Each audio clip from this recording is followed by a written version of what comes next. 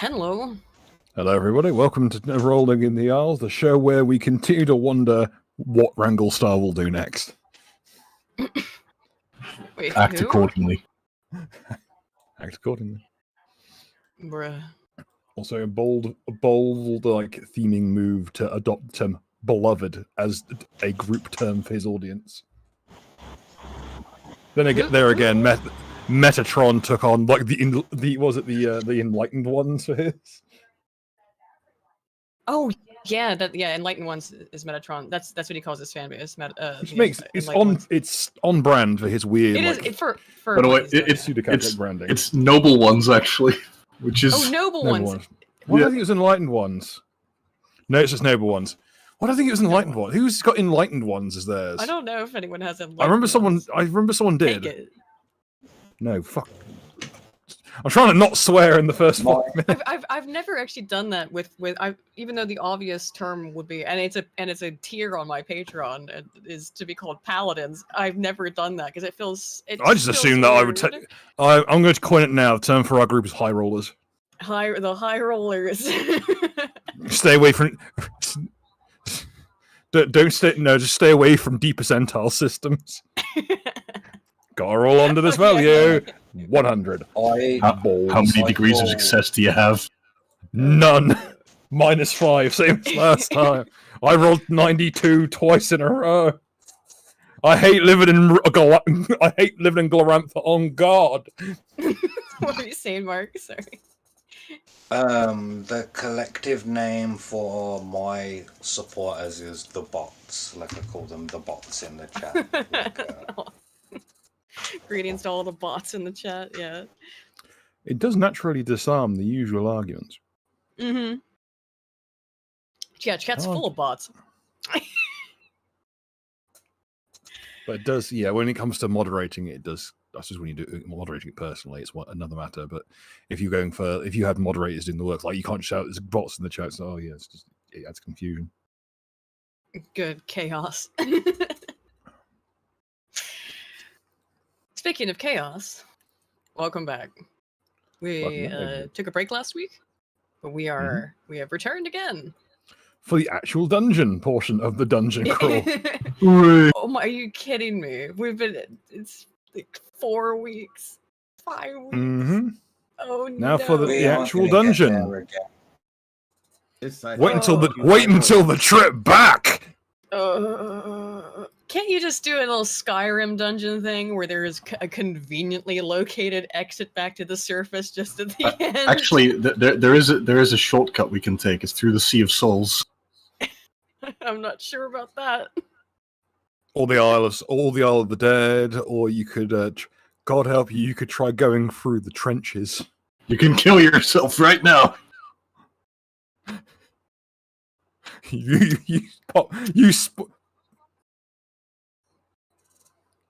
I do, I think, right? Mark does.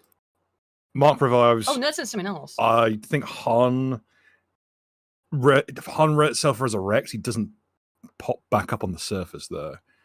So as long as he hurled himself through the, like if he railgunned himself to the surface and popped out the other side as like mush, he'd still pop back up because of his spinal column being indestructible. So as long as you can as long as you can load yourself into a piece of long tom artillery, or like so, I'm going to reenact the end of Metal Gear Acid 2 and fire myself through the main rail cannon of Chilth HaKadesh. That'll do. it. That is actually something that happens in Metal Gear Acid 2. Solid Snake shoots himself out of a rail gun that's been put to the lowest setting, and he just about survives. And that was one Kojima didn't have any involvement with. I would say that Metal Gear Acid 1 and 2 maintain the tone of the original Metal Gear Solid extremely well. And I think I want them to make a third one, and everyone who says that they're bad games are cowards. Like, you could not look me in the eyes and say that a Metal Gear called Metal Gear Chilth HaKadesh is not on brand. Compared to Sahelanthropus, it's actually easier to say. True. So, shall we into our potentially immediate deaths? Well, first and foremost, boys and girls, who would like to recount the events of last time?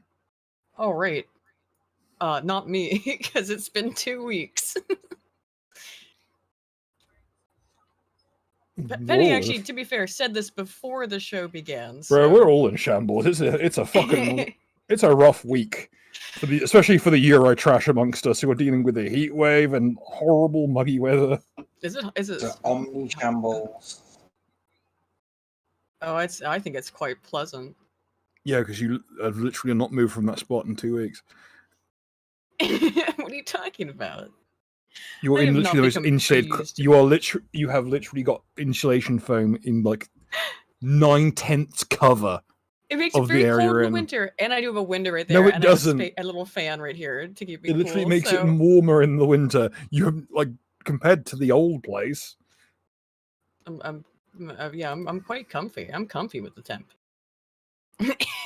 I'm also from Baltimore, dude, and West Virginia, but I lived in Baltimore like half my life. You experienced what Baltimore's like in the summer, Bill. How'd you enjoy that? I would have rather them just shoot me. Bruh. It would have been a mercy. Does anyone remember, though, what happened 2 weeks ago, directly leading up to current events? You did cringe. Cringe! Me? Yes, you... What did I do that was cringe? Kyle, well, you tried to... Oh, yeah. Oh, that was fun. Kyle got me too'd. Yeah. I forgot. No, Kyle got not mead. No. Please, anyone but me.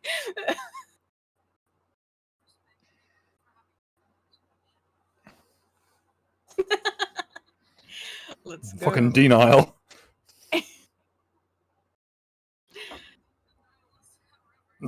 I'm not a nihilist, I'm sorry. It's also a pretty good metal band. True. More of a Melakash fan myself. But that's it, man. Sumerian metal. Of course, if you got it, flaunt it. I'll give it to a bunch of weird Armenians living in, I think, Israel currently. It's be a rough place to be for an Armenian group who do Sumerian metal for some reason, even though they're traditionally enemies. But who knows? I don't know. It beats an ISIS training camp, I suppose. Yeah, I suppose. Good reviews, though. It's got 5 stars. Yeah, and they're descending fast. Bruh. It's a real banger of a place. Starlight, star bright, first star I see tonight.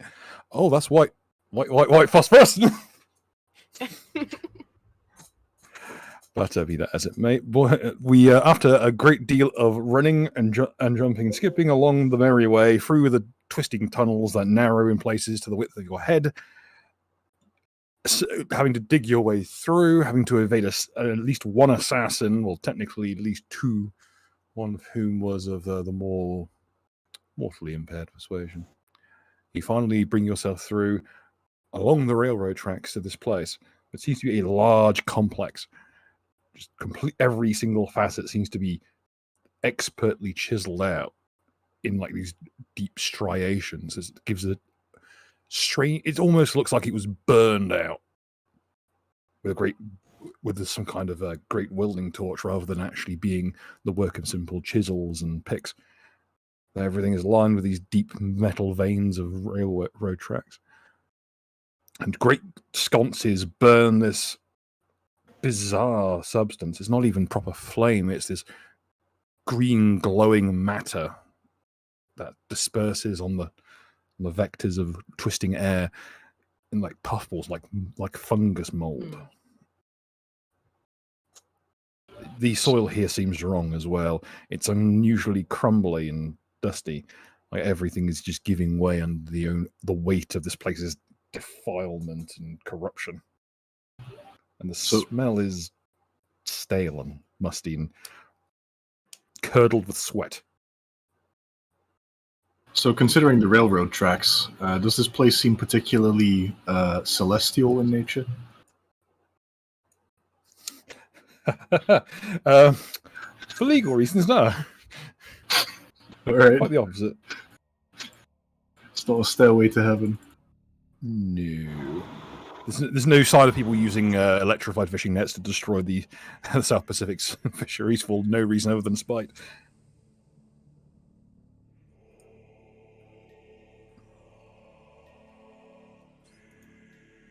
You may.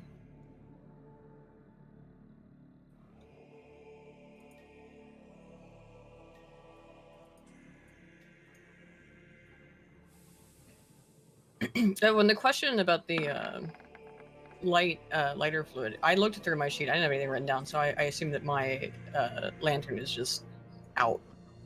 Don't worry. If you didn't put down your hours, it is.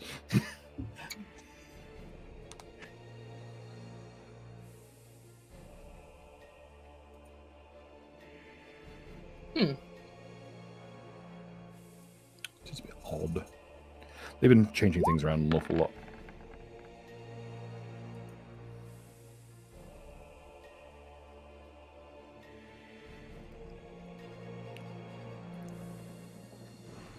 I'll say from what we got preliminarily, the areas going through here are each gated with these heavy-duty, but expertly wrought iron gates.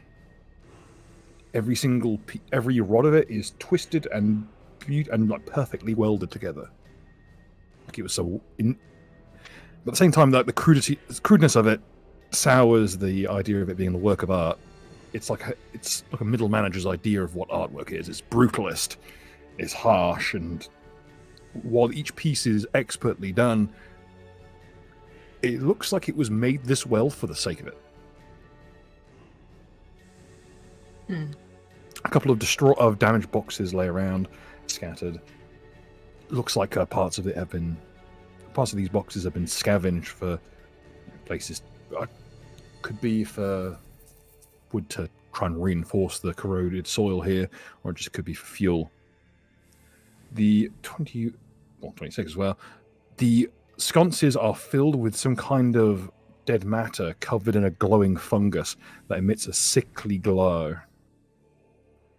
In fact, even the ones on the walls are not actually torches, they are these metal skewers upon which pieces of old rotten meat have been just thrust onto the spike and allowed to be bathed in this slimy, kind of flesh-degrading mold.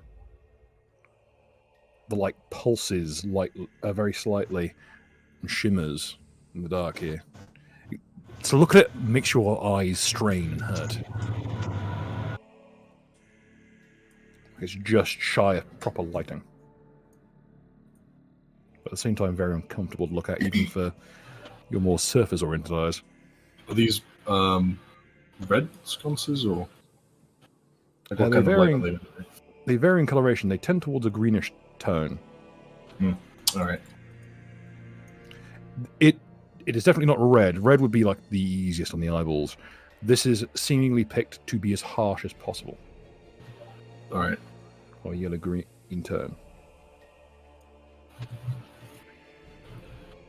To the modern eye, it might be akin to very old fluorescent lighting.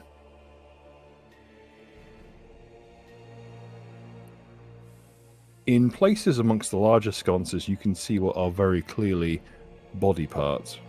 Some larger, probably humanoid creature. You're not sure what. They're so corroded. To even look at them funny seems to cause the mold and flesh to shed from the bone. Even the marrow is being chewed away by this fungus. I'm going to make sure that my fumigator suit is nice and shut. But Eris, you do notice something. You notice something that the others miss. You hear something from the minecart beside you.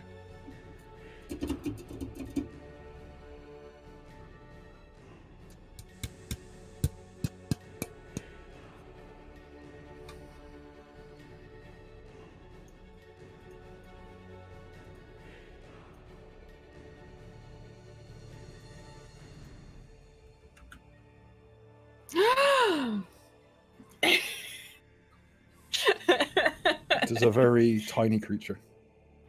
Oh.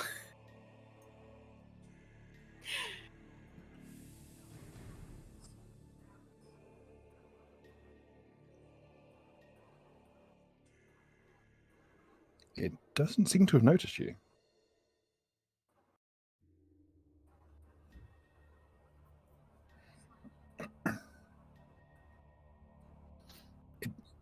its head kind of flicks about a bit, but it seems to be oblivious.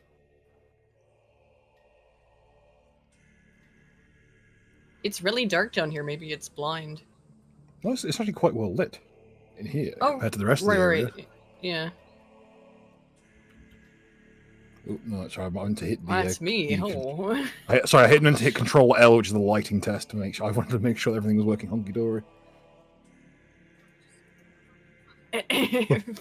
Very big speed. Oh yeah, I forgot. I got to delete this. I forgot I had the lighting rig set up. There we go.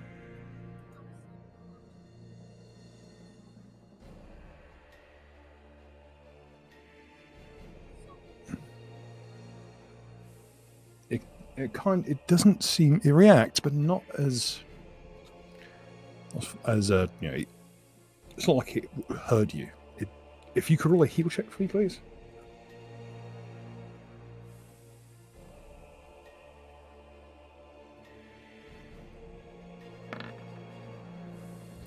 You see it kind of patting its hands about, and only when it pats at the wall beside you does it seem to react to you. You get the feeling that this creature is deaf, dumb, and blind. Yeah, would I have any kind of idea of what it is? Knowledge geography? Yes, or nature, or arcana. Okay. I like how geography has completely replaced knowledge nature, pretty much. Yeah. And knowledge local. I really like knowledge local is for street knowledge. It really shouldn't be for just what is that creature.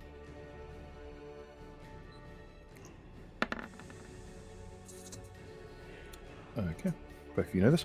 That is an infant kobold. Specifically,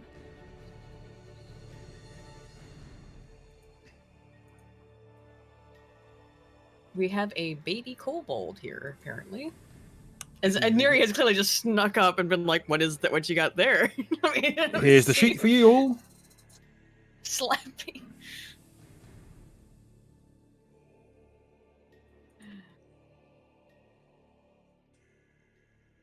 He looks delicious. Let's eat him.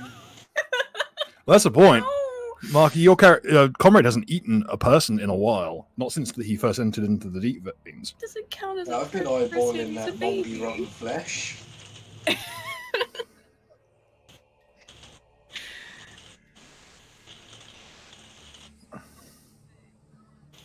Yeah.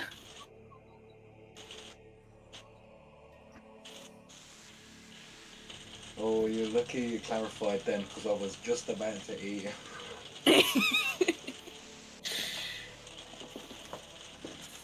I'm going to point out the indentured servant working over there. Yep. You can see it plain as day. It's I mean, you're not sure what it is, but they are all garbed in these ghastly helms with, at least you think they're helms, these splintered teeth-like protrusions, and the tools they're using are frankly bewildering looking. In places, it looks like their hands have been literally twisted around the hafts, bound in place. It's definitely not the result of the AI warping. Hey, I think they look pretty neat. I think it works out very well for this, actually. Yeah. Yeah, well, you got to remember these are, Fitting. like, I would say, what you see is what is the case. Their Yes. hands look like that. Their limbs and joints are quite badly warped. And what isn't shown is that, well, on a few of them you can see this weird protrusion on their side. It's almost like a fleshy sack of some kind. Ugh. Colostomy bag. Testicles. It's always testicles. Ah, the colostomy bag. Once you pop, you really can't stop. Think about that next time you eat Pringles. Once you pop, you can't stop. Used to be the old Pringles tagline. I think they retired it because people were insinuating that it encouraged binge eating, which it did. Be that as it may, and horrendous jokes about bodily functions aside. you can see them just have, like, behind each of them, there are piles of these tools. You're not sure what they really are, but they seem to be serving the same purposes like chisels and picks and hammers. And each are carving away at the stone. Besides, some of them are these great, like, it almost looks like they were originally gurneys or similar rather than wheelbarrows, but each of them are being festooned with chunks of more manageable stone that have been cut quite precisely. If you'd like to roll me any perception checks. Yep. Sure.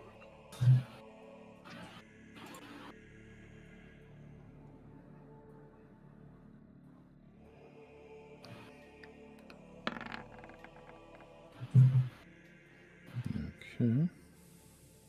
And if you want to roll any knowledge checks as well.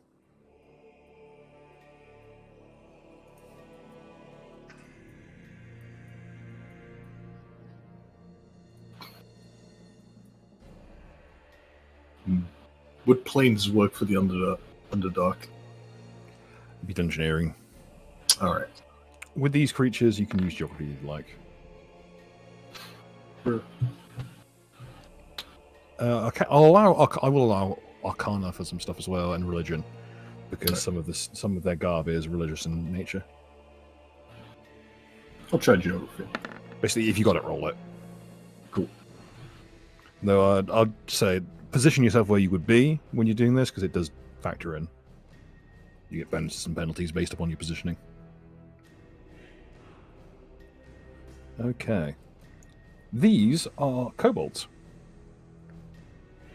A lot of kobold tribes will wear a particular headdress in terms of a shamanistic projection, what they want to get across. They follow a lot of the same skin-walking traditions that, well, not quite as extreme as some of the druid tribes do, but very few things do things as extreme as the druids do. But these ones are different. If you'd like to roll me a heal check, you may. All right. But they seem to be...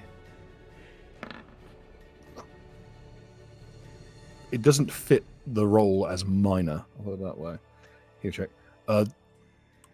You'd have to check, but by the looks of things, these headdresses seem to be surgically attached.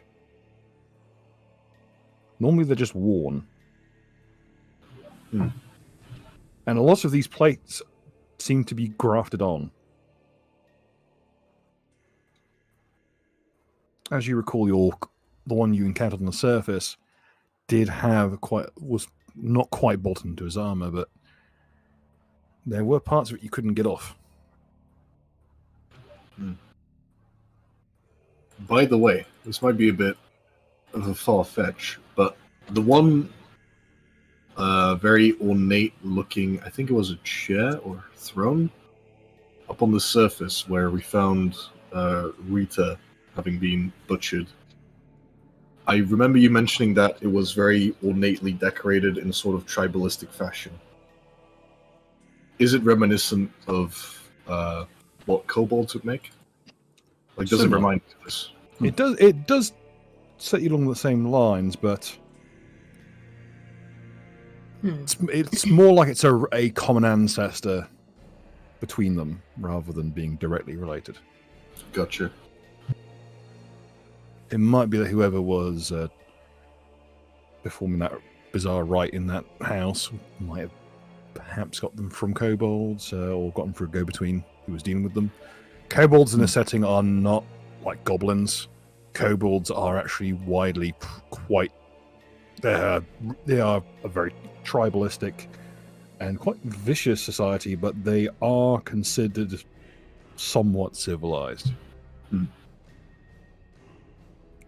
Mainly because if someone can turn a common cave into a kill box, it's considered a sign of civilization.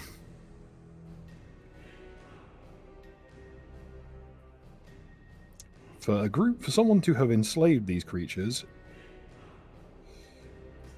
well, it takes a lot to keep kobolds enslaved, and that is very clearly the case here. everything that you see from this creature, the way that the mask is attached, the tools, which, Baz, you're pretty well versed in weaponry. These tools seem to have been designed to be as inconvenient as weapons as possible, even at the expense of efficacy as tools. I see.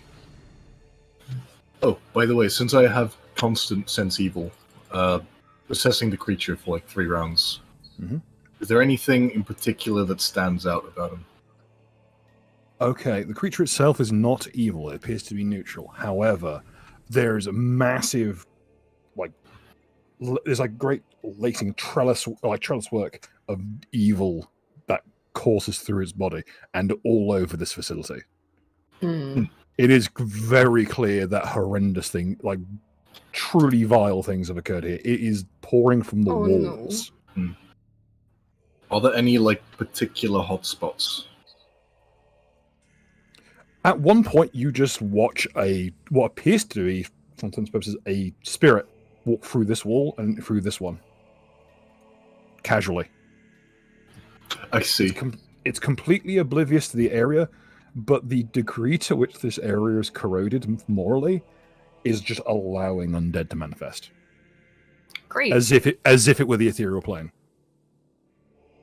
That is good to know. I have a bottle of honey, I just noticed.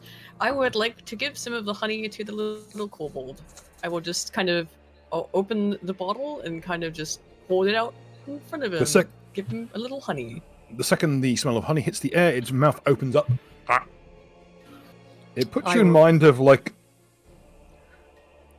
it was almost like a pelican. I will slowly drop a little honey into his gaping maw and then try to give him a little pat on the head. This creature is 90% more. I'm not going to lie to you. I know. And there's a remarkable amount of teeth in a kobold now that you look at it closely. So it's literally just a row of teeth and an asshole, then? No, Han. It's 4 rows of teeth in an asshole. I see. It's some more, eh? It's a blender.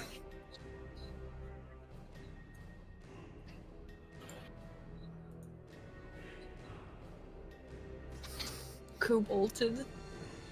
That's a bit crude. Oh, yeah. We're in the kobold for Elon Musk's kobold mines. Yeah. I will. Gotta build an electric car. Can I try to tap him on his head after I feed him some honey? You may. It's quite docile. It's okay. These are milk teeth, so they are not sharp. It's not a handle animal. I just don't know. It's babby, but it's completely docile. Exactly. So I can give him a pat on the head. Yes, you may. Yay! He can pet the kobold. You do wonder how a creature this docile survived down here, because the one over there looks like it's about to keel over from exhaustion. Yeah. Well, I'll ask. Is he? I mean, and there are skeletons around that have just been left to rot, and the green mold that glows is growing over them. One skeleton is actually over here, right next to the one digging, and it's just it's completely jumbled in with the tools, a lot of which are broken. Does the mold seem evil? The mold is not evil. It does not have sapience. Right. However, it is exuding it's exuding some very nasty light and chemicals and radiation. Good to know. It's what we call in the business bat. You may. Yeah. I'm going to bring up my own. Oh god, Adobe runs like shit. That's the name, I suppose. What's that?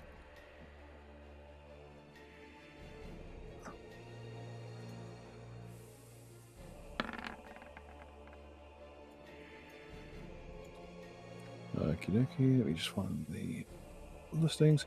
Here we go, Light of Decay. It is actually a bacterial mold. Oh. It absolutely reeks. It will grow on any kind of dead flesh. Though especially so on organs. An interesting facet of it is that it's essentially just bioluminescent bacteria. However, from your studies, Eris, you know that a relative of this slime grows on the surface in lakes, and if you siphon it correctly, you can get iron from it. You suspect the reason this stuff glows is not regular bioluminescence. You think this creature literally processes Works radium. for the federal government. Sorry. It processes radium as part of its respiratory cycle. So don't touch the glowing discharge, or bits of you will start to drop off. Though, also with that higher roll, this lighting is incredibly harsh on the eyes, and it's pulsing at a specific pace.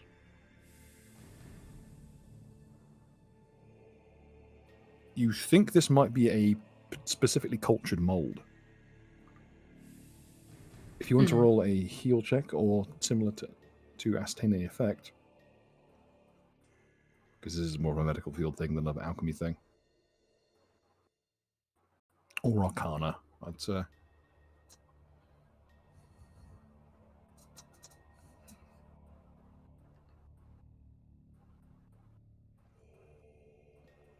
Probably a wise choice there, Han. Yeah. You notice that a lot of the kobolds have lesions. Yeah.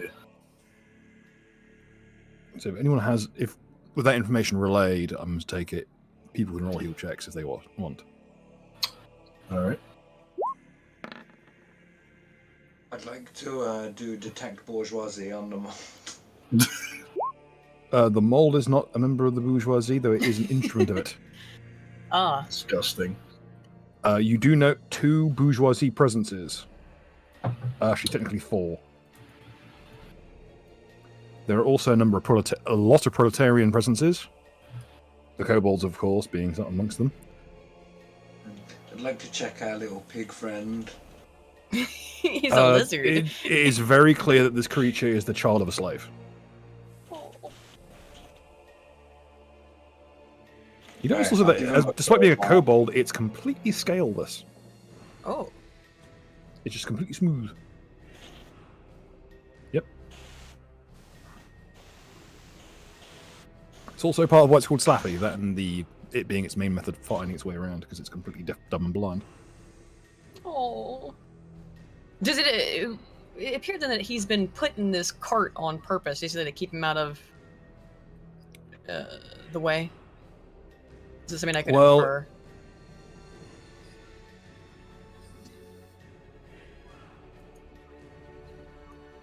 That's Norwegian krona. It's North Korean. Just kidding. It's £38, so about $50.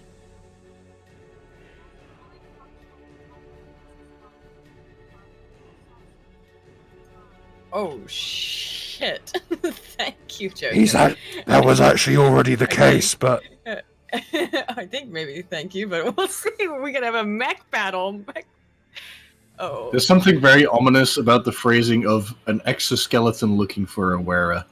Mm-hmm. It's the strangest thing.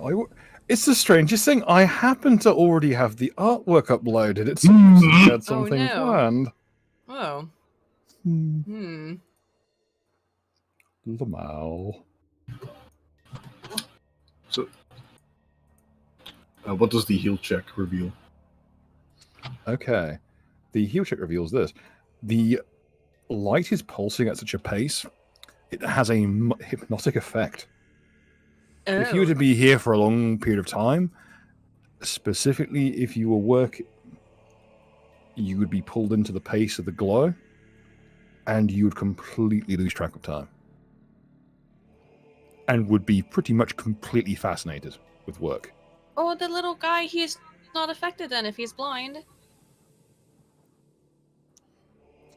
And what's more, is your friend on the surface, what did he have? Which? I know he very much was traumatized by the light. Did he have goggles by any chance? Yes, he did. He had smoked lenses similar to yours, Ah. made from 2 chunks of black obsidian.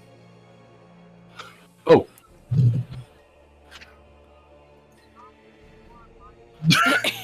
Excellent. Wow. That's kind of what I was aiming towards. If ever someone preempts me on a plot point, I usually just amp it up slightly. I say slightly, extremely. Double the CR. Oh, by the way, I believe I did recommend to everyone to get smoke goggles, which will be coming in very handy now.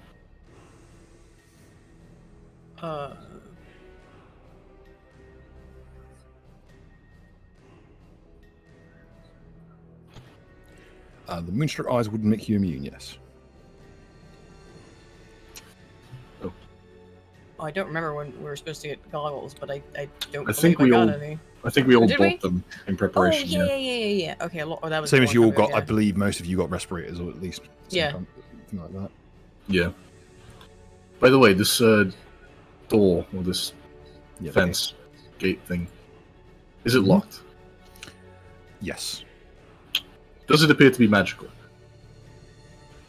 It's certainly intricate. You're not sure if it's magical. Could one of the Wibble slingers maybe have a look at this? See if it's, magical or whatever. Sounds like, yeah, Eris's area of expertise. It is not magical. I'll tell you right off the bat, it's not magical. But you could...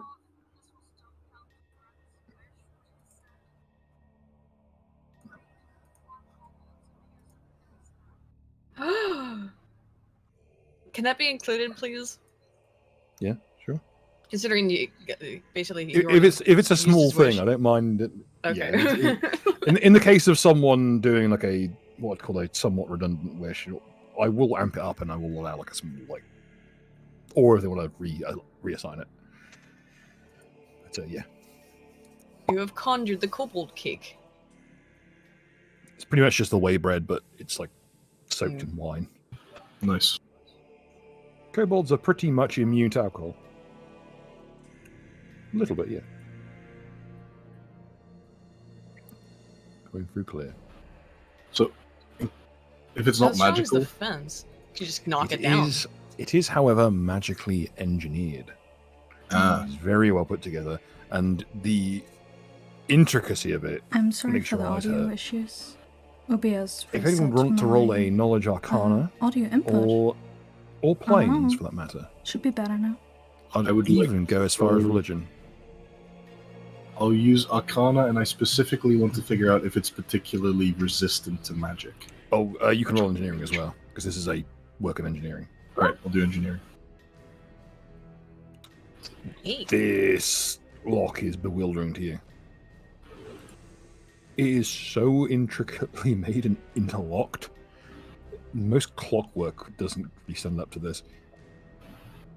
You've heard of something called a Gordian lock, which is no one knows where they're from or who makes them.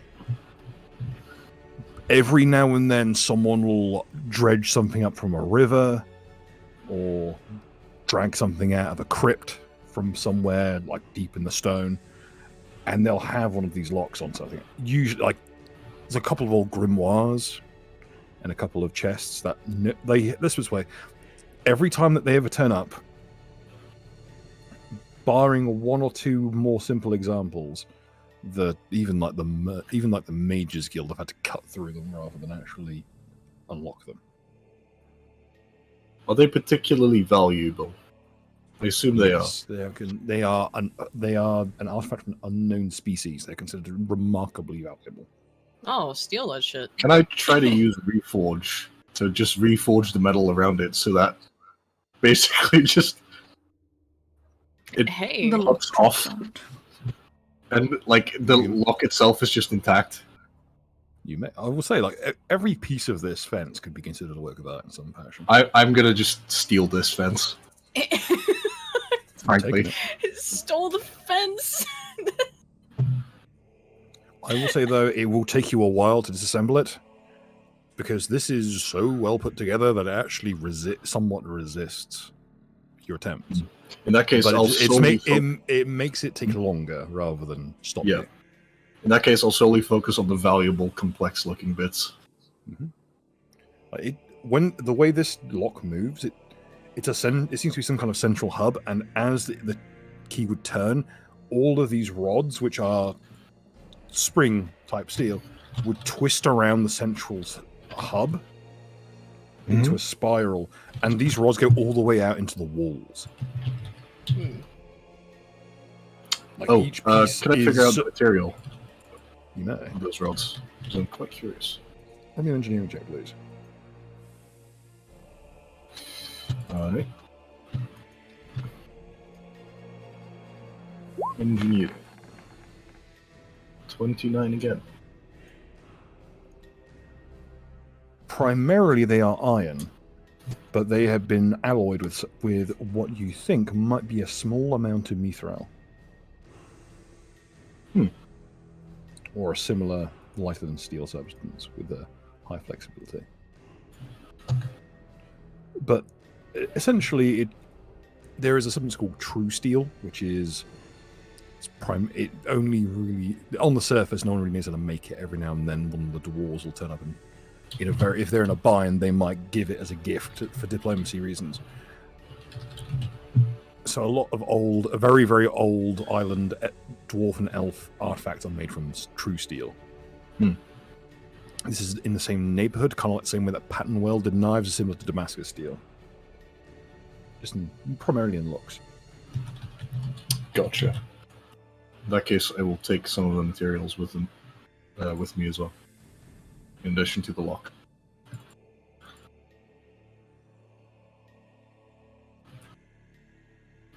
Okay.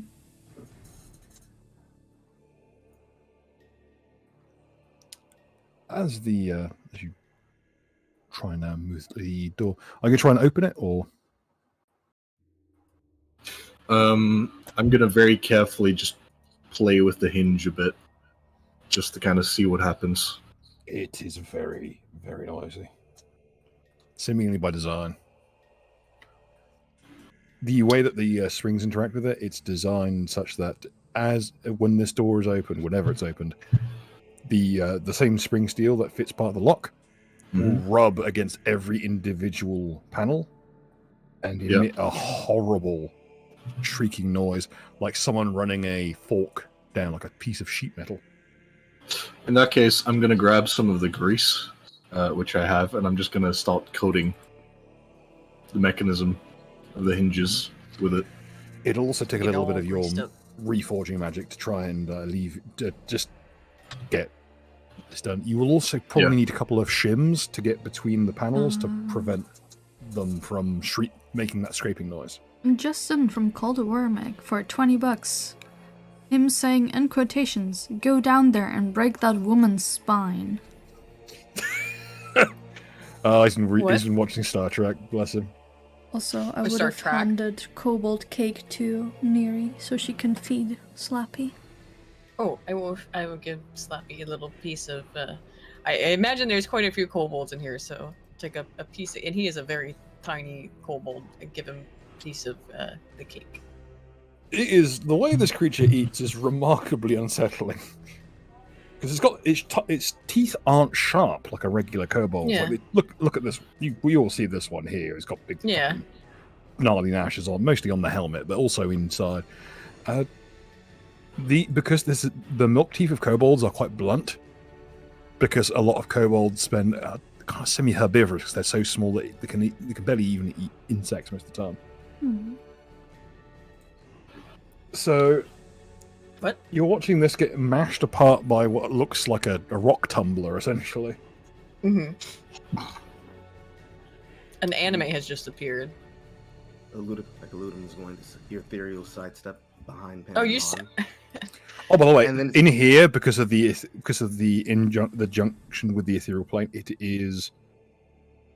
Whilst you can't drift through the walls, you are actually able to physically manifest here a lot easier. You can actually interact with objects more easily. Oh, can he just go through the fence then? No. However, not after all this work. in the middle of the sentence. Are we supposed to he see theorized the map more right now? Because I can see through the lighting on my end. Yeah, same. Hang on. I'll send a screenshot to you. Yeah, just it looks Okay. like a layer There has been kind of. should. It's intact on my layer. There, that's I how it can looks see on a my wall end. structure. I Yeah. can see a wall structure on the other end, but I don't see anything else. That's Explorer mode. That shouldn't be the case, but it's no big deal. Just let you know the layout. Let me just switch that off real quick. Pay no attention to the clan behind the wall. There we go. Does that fix it? Yes. Yeah. There we go. And it's, of course, caused my end of things to break. Hard to refresh that. Sorry, I was just unsure if Thanks, that's what you Roll20. intended. As I think it's... Okay. As Illumine Ethereal sidesteps behind Penny and Han, he just physically pushes on himself until Almond comes out. They both look at each other and it's like, right. Han, Yeah. My name is Baz, but yes. Baz, we're gonna go exploring for a bit. However, before we do that, we need to try something.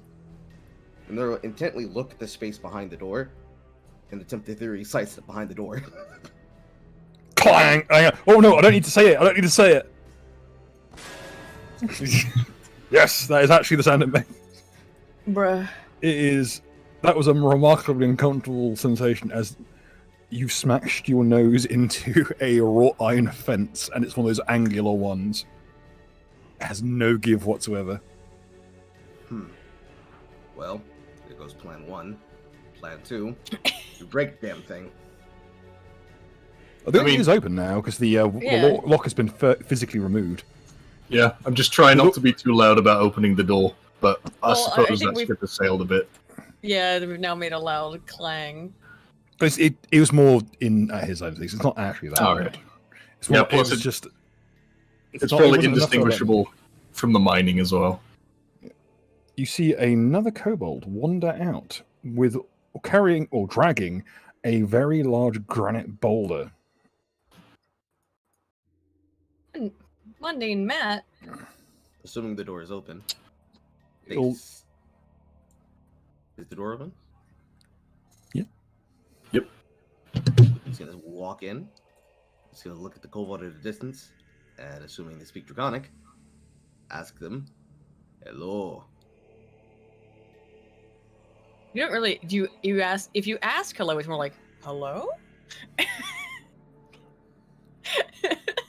This motherfucker thinks he's Adele.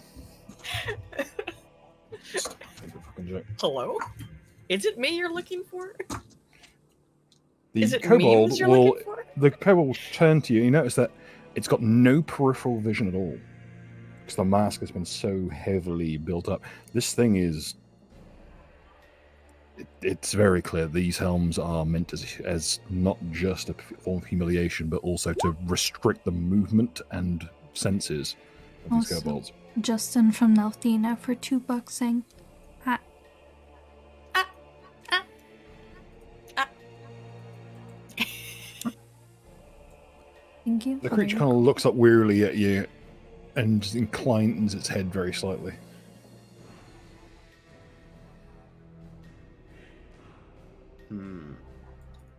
Illumin will take one step forward. Would you like me to roll a heal check, please? Heal check.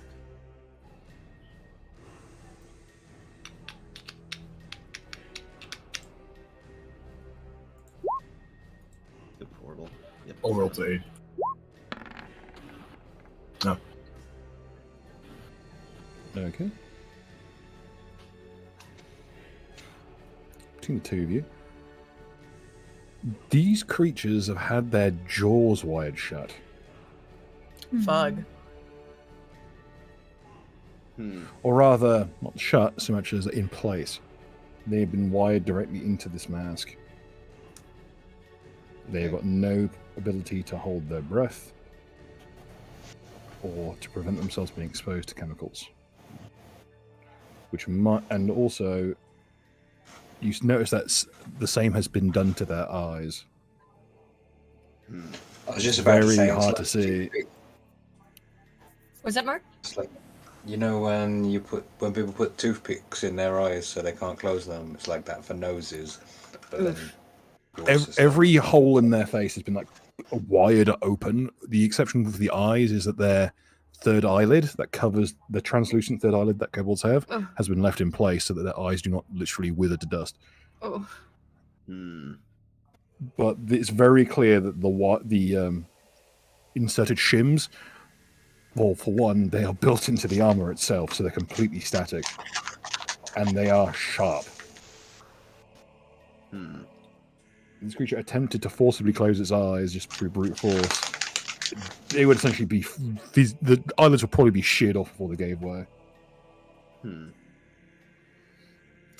gonna turn around to Han and tell him this information, and then say, okay, test 2, upon which Almond is going to try to phase back into him from a distance. Does he succeed? Into Baz or into himself? Into himself to go back into the hole. Okay. Are you going to be going for a clear avenue, or are you going to be trying to do so through substance? He's doing so through sight and through the connection, to see if they're going to be prevented from the geometry of the building from doing so. The gate specifically prevents it from... It is like hitting a solid object. Though it's bizarre because you've seen spirits move through the stone, but you believe that they might not actually be on this plane. It's rather that they're an echo from the ethereal plane. That's just manifesting here. So they sense this information. They turn around and say, "Yep, this shit's fucked." Seems so. It will. The little kobold will move up to you and kind of hop up and move up to you, drop its tools with kind of a clatter, and kind of paw at you with its little hands.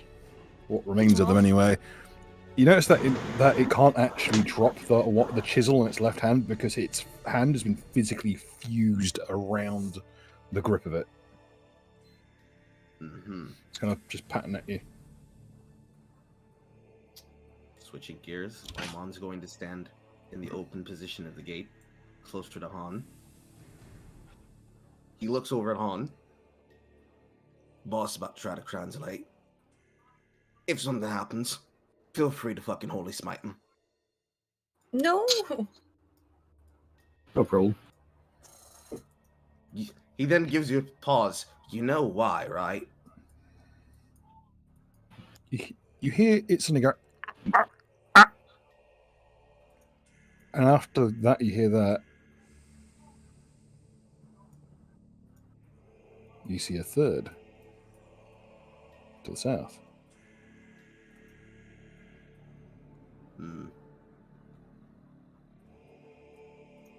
And a fourth, and a fifth.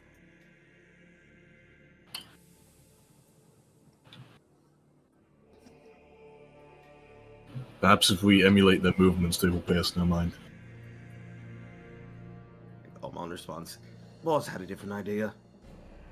Which is the usual idea we have with communication, but considering any gestures towards the kobold's armor, we might have to use it. They weren't aggressive. It kind of keeps patting you on the abdomen because this is about as high as he can reach. Almond turns towards the gate to yell towards the area.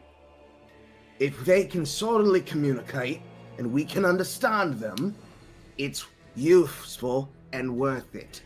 We have to try it once. Oh, I'm saying to communicate with them. Just be careful. Exactly. Kyle's still out there. Ergo, turning back to Bonds. Holy Kyle. smite. You got it. More of them now because they heard that. Can Well, this is happening. Can I? I've fed the little guy. Can I see if, like, reach my hand out to him and see if I can? He'll like let me pick him up. He begins chewing on your hand. Oh, I pap him and then I'll try to pick him up and see if he gets mad. Yeah, it's complete. It seems it kind of after a while it kind of just like on your skin. Okay. And here's how hollow Neri is. Like a drum. full of crabs. After the macabre, Almond gives a nod. Oh, it's like The those loom drums gives that a have the jingly bits since you have like the gold crabs in you. Full of crabs. I'll pick him up and Sounds like this.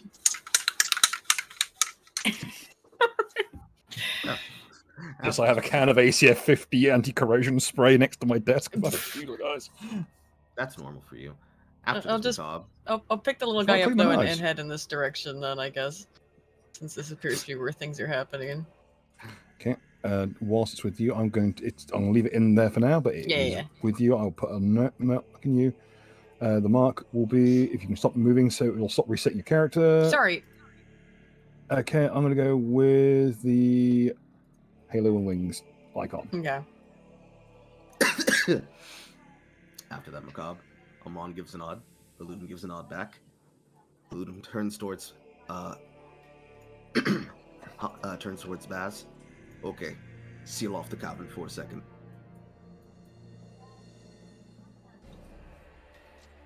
All right. Just sort of gestures like roughly over here. Yes. Says like this. All right. Yes. Eludum's gonna take the kobold by the hand and put a small hand on its back and, like, with a smile on its face, walk it towards the direction, specifically to this position. Mm-hmm.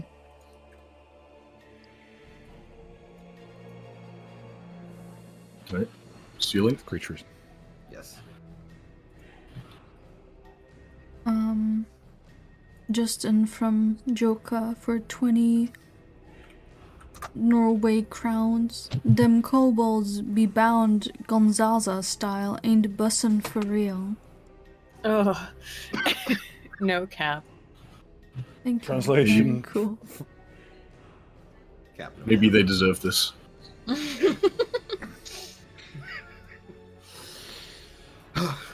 The fuck is Gonzaza style? I'm gonna regret googling this. Seen It's the language Gonzaga. of- It is the language of my people, Bill. Well, can I have a translation then, please? Illuminate I me. believe it reversed to smoking the devil's lettuce. Probably. Oh. Yes. Oh, that's where Zaza comes from. Gonzaza. The plot thickens. It's like how chronic comes from the term hydroponic.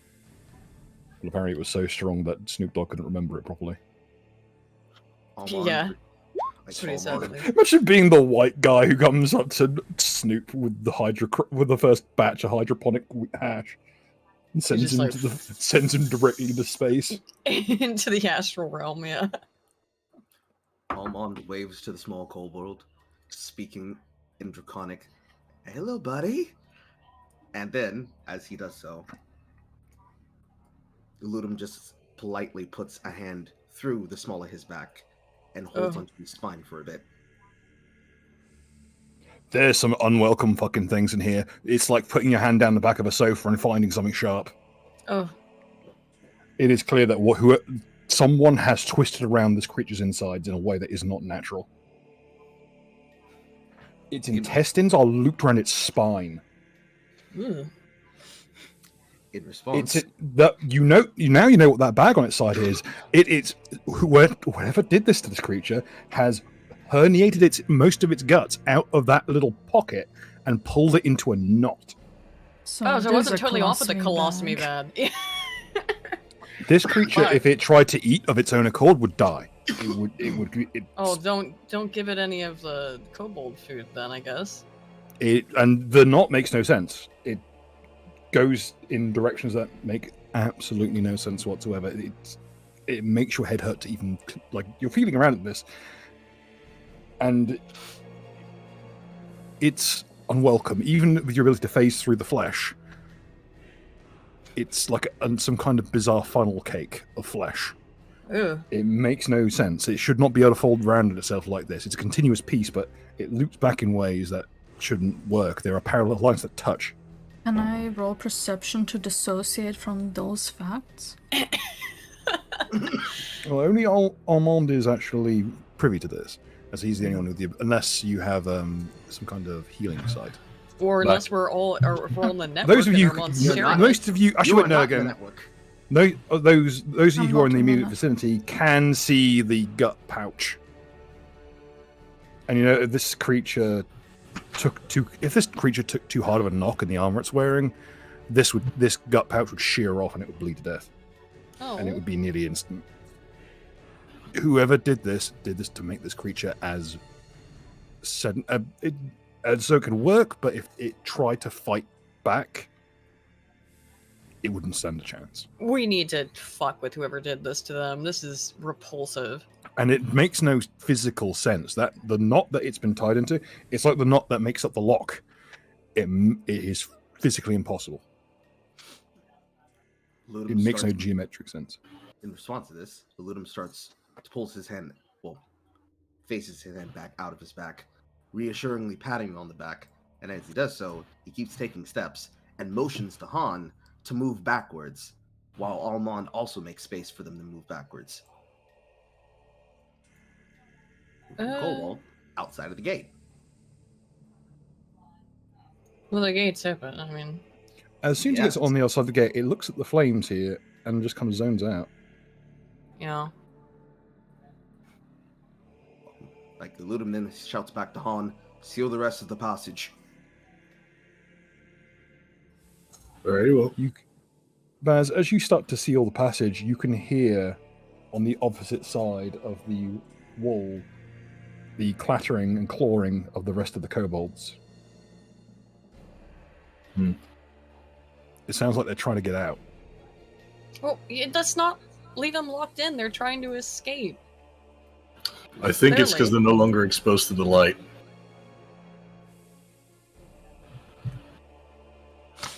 Okay, who's got lighting sources? Because I'm spent. Who's got lighting sources left? Because I think we need to put this mold shit out. It's obviously controlling them. Almond looks at them. You need light? After all, the clawing and the light patting stops. And then the chiseling noises begin again. Yeah, they just went back to work. Look, they're being controlled by this fucking bacterial mold shit. We need to put it out.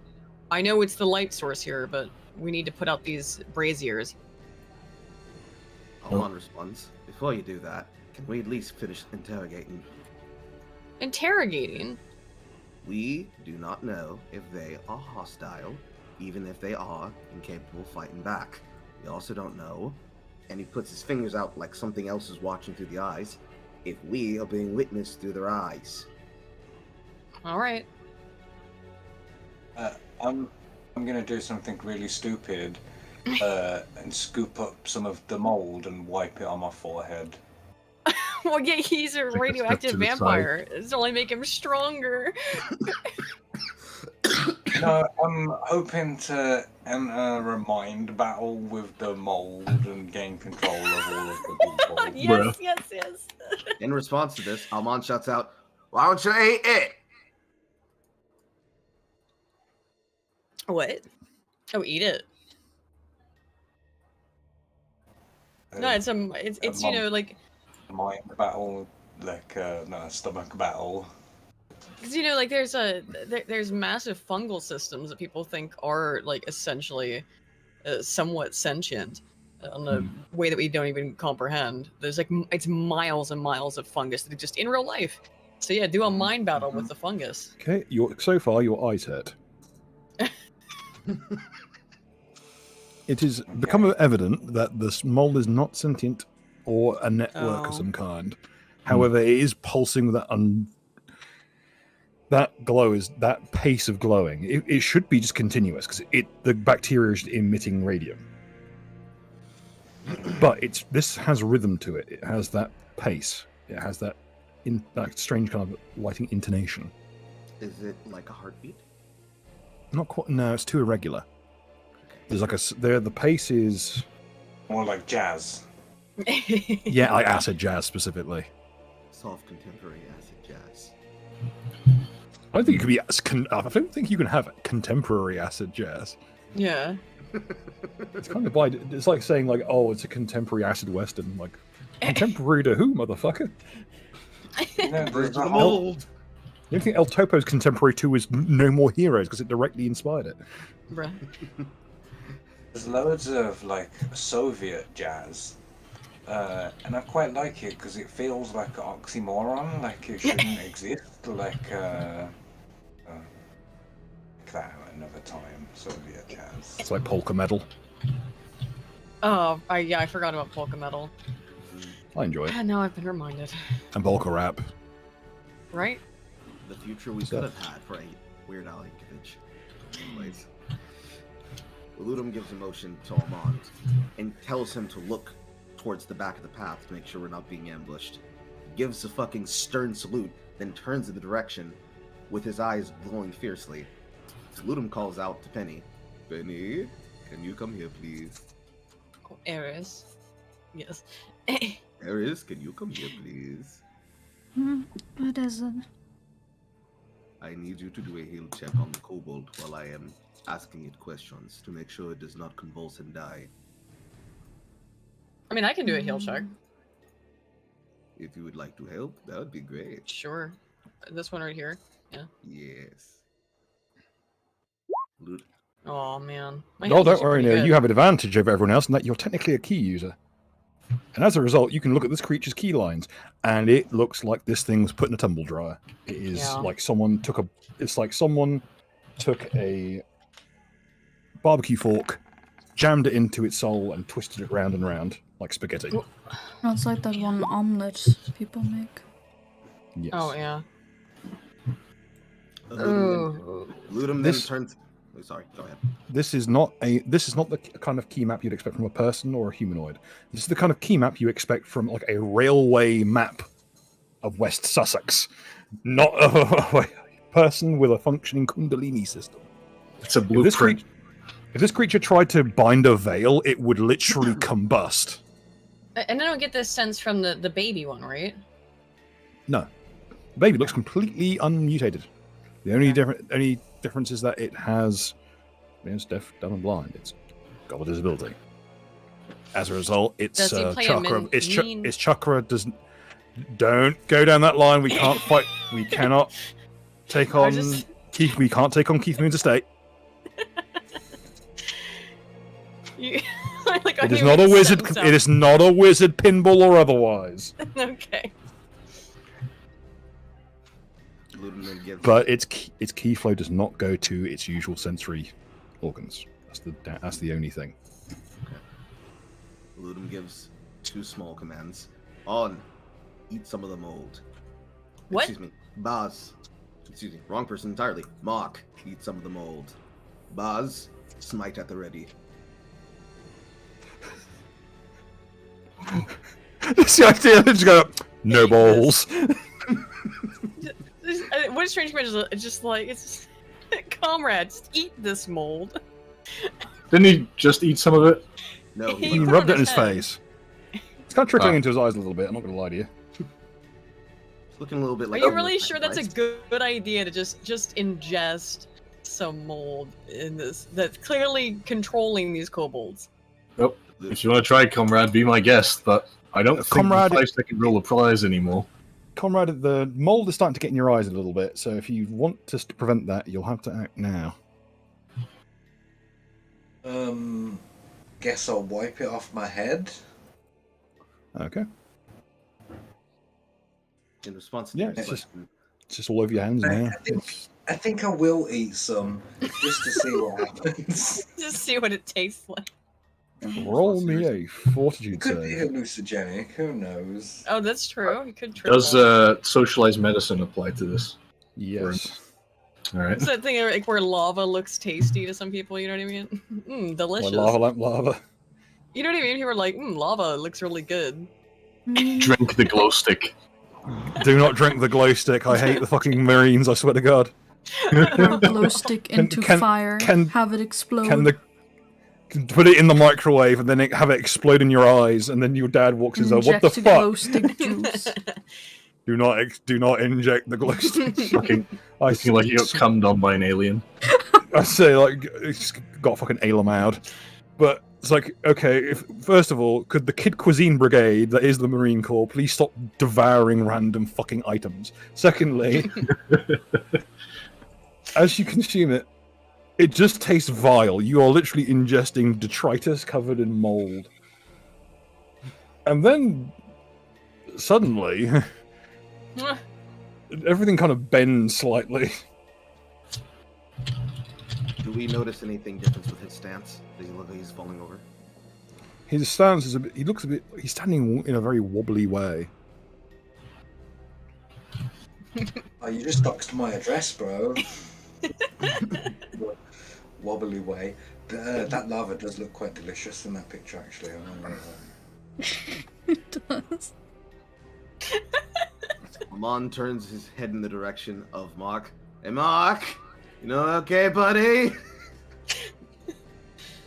Okay.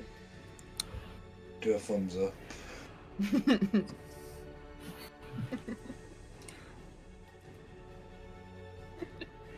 Okay, it was from the main sconce, right? This one here? Yes.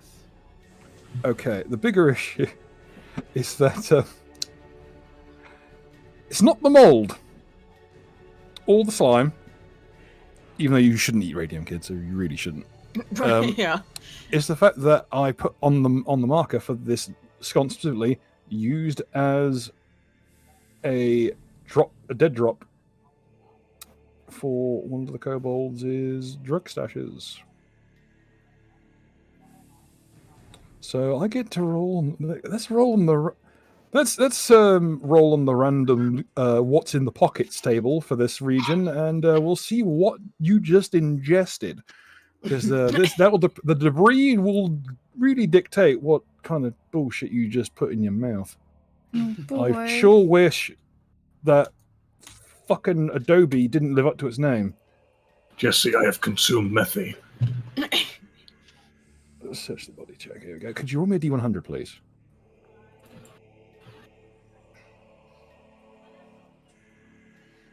If you... Okay, let's see. Is he gonna be one of them high rollers? Oh. What the It was pretty high. Like he's about to be. He 85. just ate some mushrooms, some kind of fungus. If you please, a number. Okay.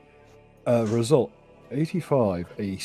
A razor, mirror, and so you somehow grabbed a grooming kit.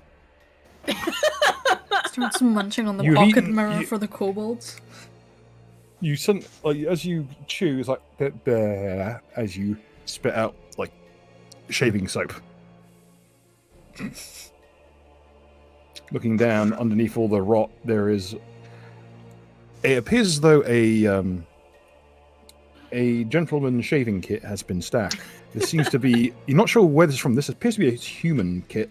A kobold kit would have things like a claw file and a scale knife and such. This just has a straight razor, soap, and a brush, etc., and a mirror. It might be that there are non-kobold captives. Well, you know that because there were skeletons as such, and this might have been stashed from them. Maybe that as they were being dragged in, they shoved it into a sconce and hoped no one would find it until they reclaimed it.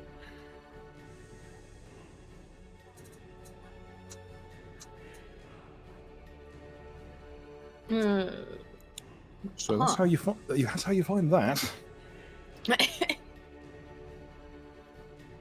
Speaking of, I still think we should put those braziers out. It's kind of hard to put out. It's just a.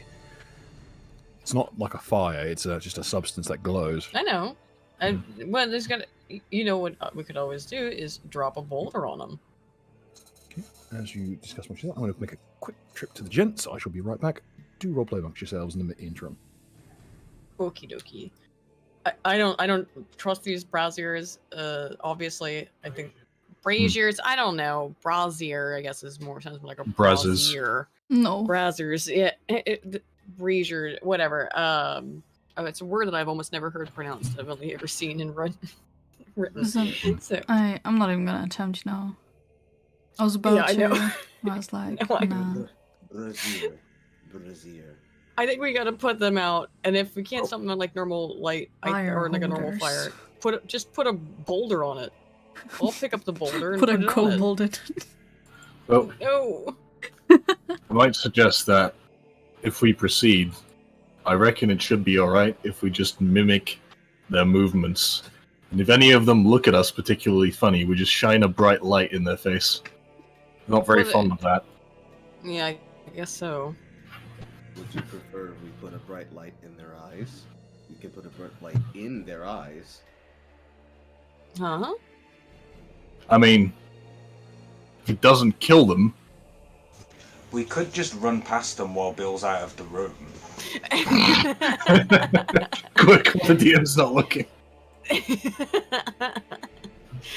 Oh, and hey, wow, what do you know? We completed the entire dungeon. We've escaped.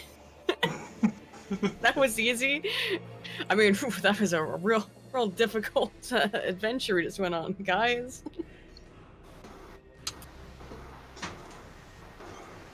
Anyway, I feel bad for these. Actually, Mark, I'm sure that you agree with me that it's pretty clear that these are the proletariat and they have been subjected to some kind of terrible torment. I think we need to free them from their shackles. Oh, yeah. Like, we certainly need to be liberating these gentlemen. Like, you know, they have nothing to lose but their chains. I mean, their chains are kind so of apparently attached to their body physically, but so they might have something else to lose. But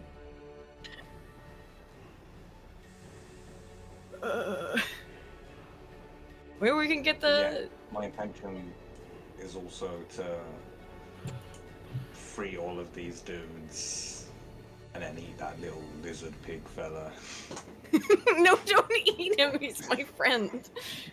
I shouldn't say that because then he'll certainly die. Just, Just gonna treat him like a fucking bar of beef jerky. no. What do we do? You want to start a revolution with the kobolds? I don't know how you're going to communicate that, but Do you think we can Easy, use their but- bones as torches? what? Both of the ghosts are gonna look in her general direction. Make their I mean, turn listen. their bodies into ashes, make their bones into torches. What's the difference? I mean, there are make many diamonds in of their them, asses, and I we mean. are getting low on fuel and torches. How do we make the lampshades? I Well, don't yeah. know. Once you have the light, then you need a lampshade, obviously. Why would we need a lampshade? We need more effective torches. Penny. Don't worry about it. I don't think it's something you can discuss where you're at. Hmm. Making sentient creatures into lampshades, that is. I see. Welcome back, Bill. Nobody put that invasive thought in her head. She said that on her own volition. I didn't say anything about lampshades. I only asked if you You can use their did. bones for torches. Well, right, you didn't say anything about lampshades, but then okay, You know what? I'm never better off mind. not now. I'm better off Don't not worry now. about it. Don't worry about it. It's fine. It's all fine. While Mark has his drug out trip, Balutin gives the symbol for hand blast by constantly opening his hand at the back of his head towards Han. Oh, don't you worry. I'll be there for you, friend. He then puts his hand back inside of the kobold's back, tracing it up to the top of his skull to figure out the physiognomy of the creature. I think that the answer to that question is fucked. Specifically, I want to know if there's anything that's been done to its skull. The helmet is bolted directly into it. He'll go one layer deeper and try to put a finger in the brain. Are you trying to finger its brain? Poking his It is- brain. It is. There is modification to this one's brain. What kinds of modifications? The wrinkles of the brain have been twisted in a strange way. Would it be possible to communicate this information live to the healers? We don't really have a It healer. would be literally impossible to explain, apart from what I've just described. Would our monkish friend be able to realize this information by addressing the key lines? If anything I do in his body could be altered and seen on the spectrum of his key, could she be able to interpret this information in real time? The crown chakra has been inverted. Yeah. Would I have any idea how to, like, I guess, what knowledge would that even be? I don't know. Based on my just studying of being a guru, and studying chakras, would I have any idea how you would uninvert it? It would have to be done. It would most likely have to be done by the person who did it. Okay. Okay. So yeah, I'll relay that information. Maybe a very advanced key user could untwist these key lines, but it would take surgery, actual like psychic surgery to do. At which point he will then work his hand back down to the spine in a position that is not fully twisted with gut, and will slightly firm his grasp, and then say, "Roll on one," before attempting to possess the creature. Oh.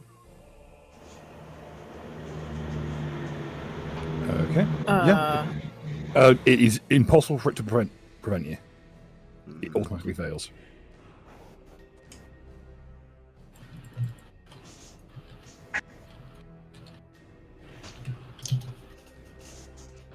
He then attempts to ask the question again. Sorry, go ahead.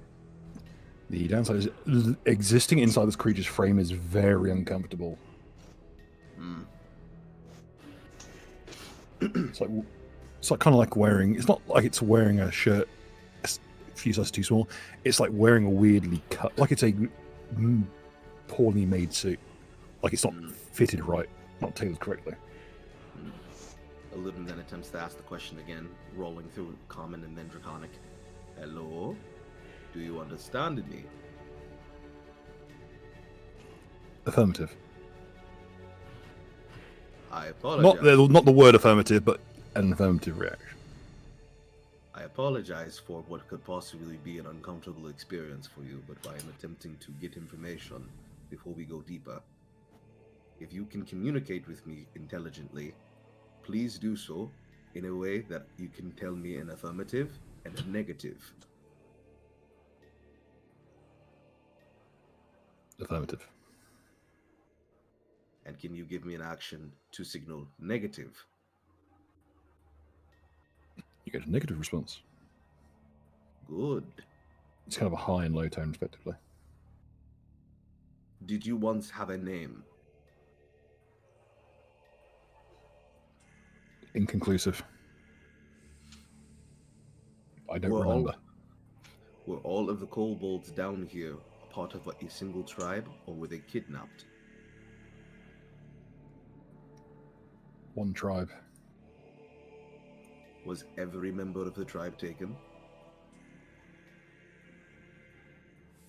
Unknown. Males? Yes. Females? Yes. Younglings? Yes. Do you have any idea how long it could have been? In terms of responses, give me repeat responses cumulative to the amount of months and years you could have been here. Years with the positive? Okay. Do you remember? I don't know. His response to the mention of this is, I don't know what those words mean. He doesn't understand time. Okay. Do you remember? Specifically, he doesn't understand time anymore. Okay. Do you remember if it happened to you specifically?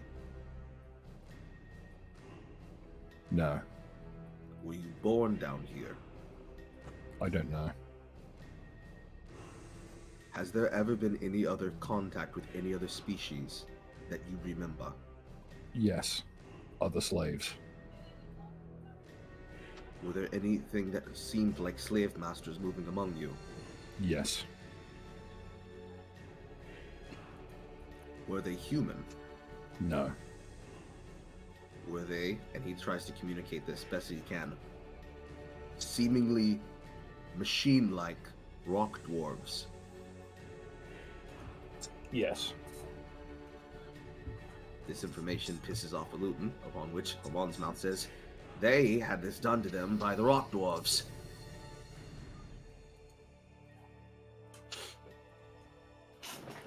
He then continues his interrogation. Is there anyone who is down here to fight? Not you specifically, but any kind of gods? Yes. The term he uses is Sabrak Roth. It's what the masters call them. Can we roll on not for local for this? It would be linguistics. Okay. Ooh. Alutum will look up and will try to communicate this information to Eris, specifically enunciating each word correctly. That's horrible.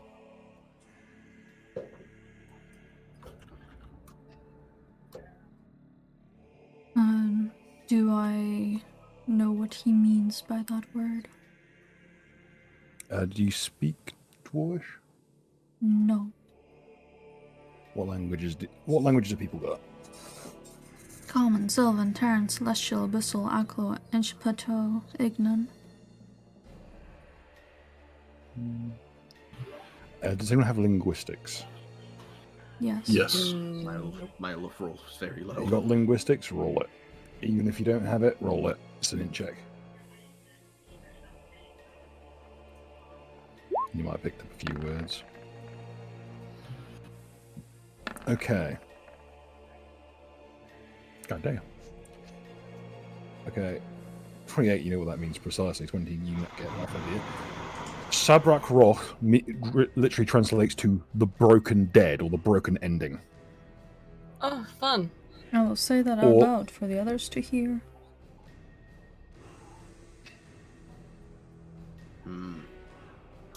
He then asks further. Or specifically, it can also mean like flawed ending or flawed death. He then asks further. Are these guards? And he points a finger in the direction of Penny, like her. There is no penny.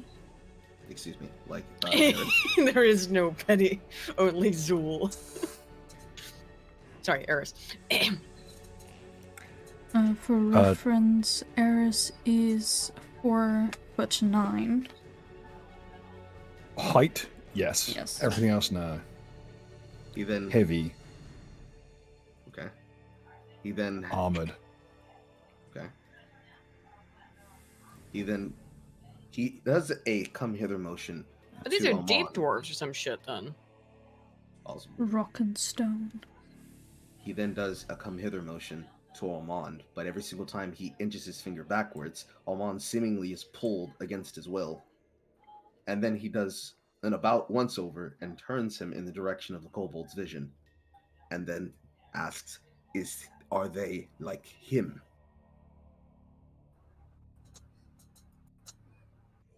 The temptation to say no, I don't believe they're homosexuals, but no, it's like no.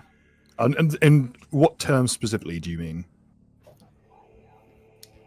He does a motion over to Almond.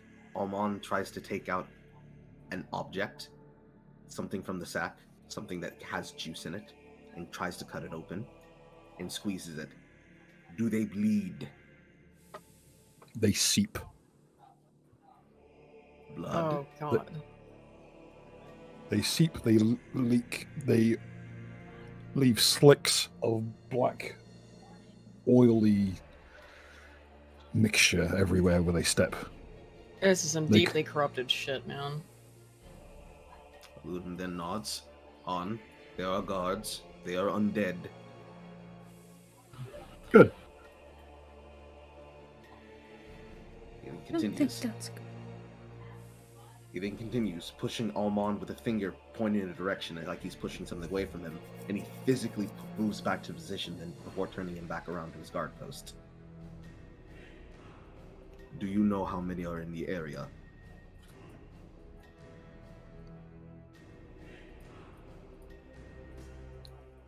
One to each team. How many teams are there? I don't know. They don't let us meet each other. When you are usually working, how many kobolds are nearby you?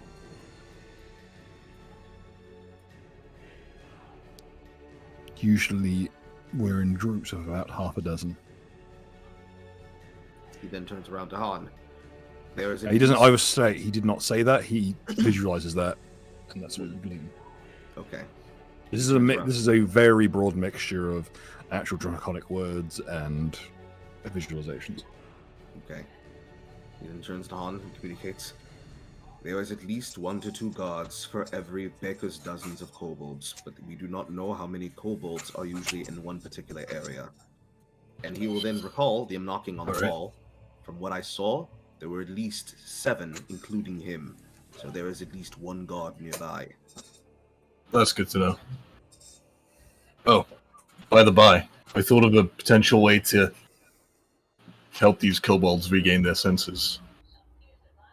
Oh, If we paint lead onto their armor, it may in fact give them some protection. And if we give them goggles. oh, yeah. Let's give it. Well, how many? Arrows can go. I don't think we have enough to go around, Yeah. but in case we need one of them to be more sensible. They could maybe talk to his comrades. Yeah. He will then continue his interrogation. When do you wake? They don't let us sleep. Aww. So you are tirelessly working. Yes.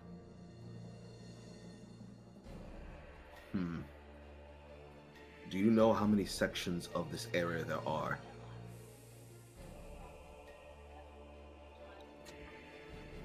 I don't know. We dig and dig until we make more. So there are many caves? I have lost count. Did they ever What go happens anywhere? What happens if one of you mysteriously dies? Gets eaten. I'm assuming Mark does not. Actually, no. That's actually a good question. He looks towards Mark and then asks the kobold, "Did you understand him?" He shakes his head. I will ask his question. What happens when one of you dies? I don't know what that word means. Fucking stab him in the guts. No. He then pulls. Let the man cook. Let the man cook. If he wants to do it, you can do it. This isn't the first time he's done this, and it's usually worked out for him. He then pulls Almond back, and then, with emotion, You just see him slowly pull a shank and get this look in his eyes. yes. However, like Almond's like, "Oh, this fucking routine again. Fine." Reaches into the back, grabs like a knife, slits it across his throat, does the whole, but like a fucking child that's been told to like play dead in the fucking school play, and then lays down on the ground, but in a realistically dead position. He begins panicking. Be calm, be still.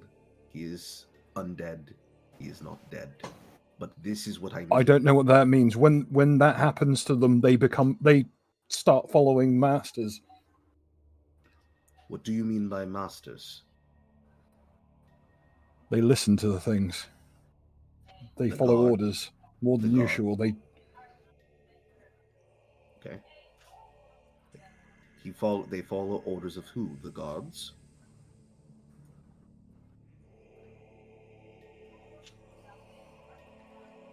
Sorry, I've just been posted perhaps the most cursed fucking thing I've ever seen in my damn life.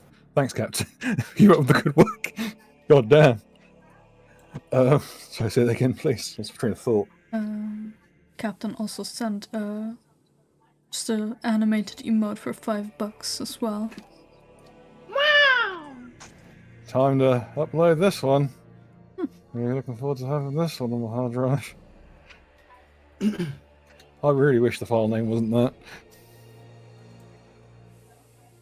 I had to put that somewhere down the loot line. Okie dokie. Also, Nero, please keep in mind, don't forget you've got a boulder for an arm.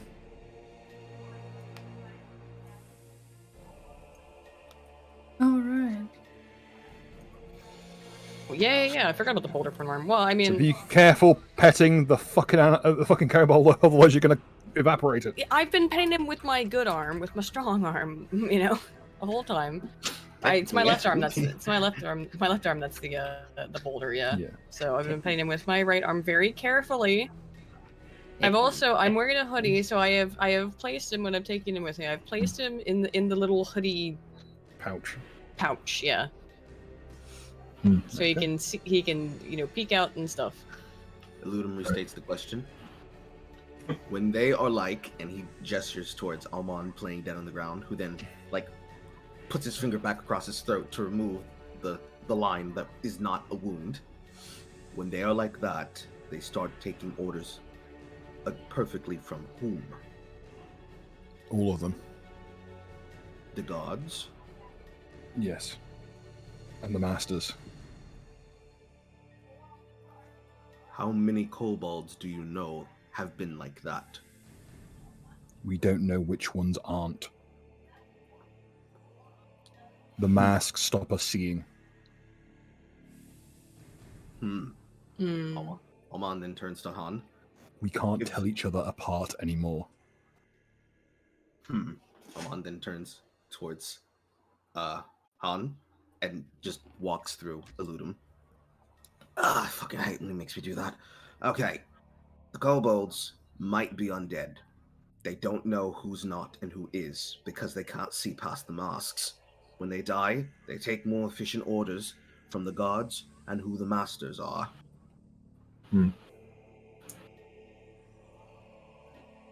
He then, through the open door, immediately sidesteps back to his guard position. All right. Do we know enough to proceed? The Ludum shouts out, "Not quite yet." He then goes back to the kobold. How do they feed you?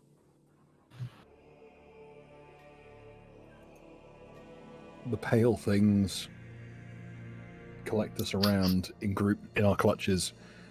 They untwist our guts and feed us with the strange pipes and the needles. Are these pipes attached to an object in the facility, or are they things that the pale ones carry with them? The pale ones carry them. What do the pale ones look like? Describe them if you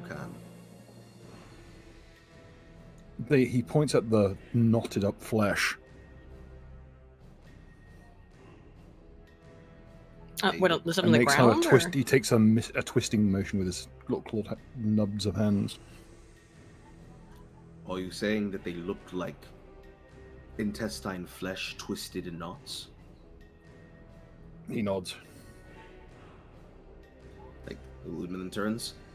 The pale ones that feed him are the ones responsible for twisting their guts. They untwist them when they wish them to be fed. I think we should kill these motherfuckers or destroy them or whatever who have done these horrible things to these poor people. Agreed. He then asks further, do you know if it is feeding time soon? He shakes his head. When would that be?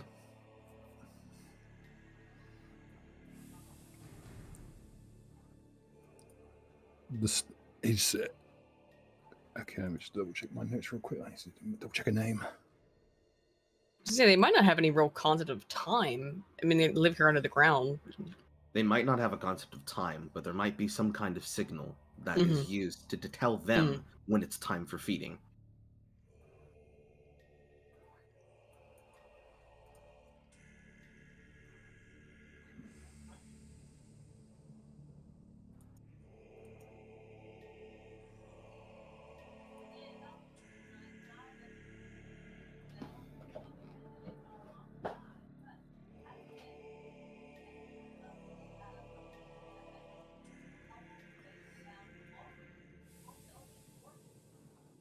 The creatures tell us. Say that again? The creatures tell us. What kind of creatures? More each day. All different. We think the master calls them up. Is it a verbal command that they approach you with, or is it a signal or sign? Each signals in their own way. Some scratch the walls, some bellow. Some talk in our heads. Do you know what the ones that talk in your heads look like?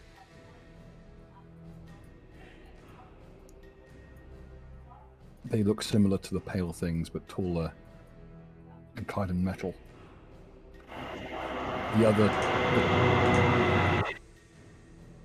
The twisted things don't wear armor or metal. All their clothes are loose. Eludum then turns back. The ones that feed them are of different species and types. He does not really know. They all have different signs. But the twisted pale things, they don't wear armor. And then turns back. Do you want to remain like this?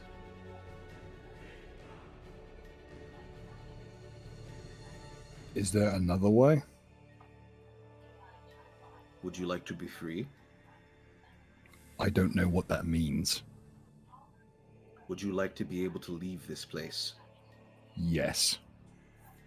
Would you like to If live? there is any other place but this, I would like to be there. Would you like to live? I don't know what that means. He then starts pulling him over again. But instead of holding a knife, he basically goes through the simulations of age. Like Alman's face turns into that of teenagers, then like adults, then like an old man. I don't know what that means. What is he doing? Would you like to be able to grow old? I don't know what that means. To live long and die of old age? I don't know what any of those things are. You're about to Outside. mind break this dude. Outside, where you can exist. There will What not is be- outside? Ask him if he's ever seen a fucking baby before. Well, I got one right here. That's actually a good question. Alman looks over. Nere, can you grab the baby? Yeah, he's in. Yeah, I'll pick him up, assuming he doesn't mind so much, and hold him out. It breathes a sigh of relief. Would you like to be able to live to where you can be able to reproduce?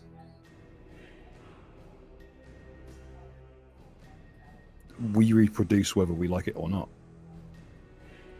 But do so because you want Oof. to, not because they need more slaves. I don't know what wanting is. Oh, this is To so have- fucked, man. To have something that is It not starts. He starts to zone out again because there's another light over there. Bill, I would like Yep. to go up to the creature, and I would like to press my hand on his breastplate, actually on his helmet, gently. I would like to use Reforge to turn the material into lead. Okay. Could you roll me a heal check as you do it, please? I will roll to aid. All right.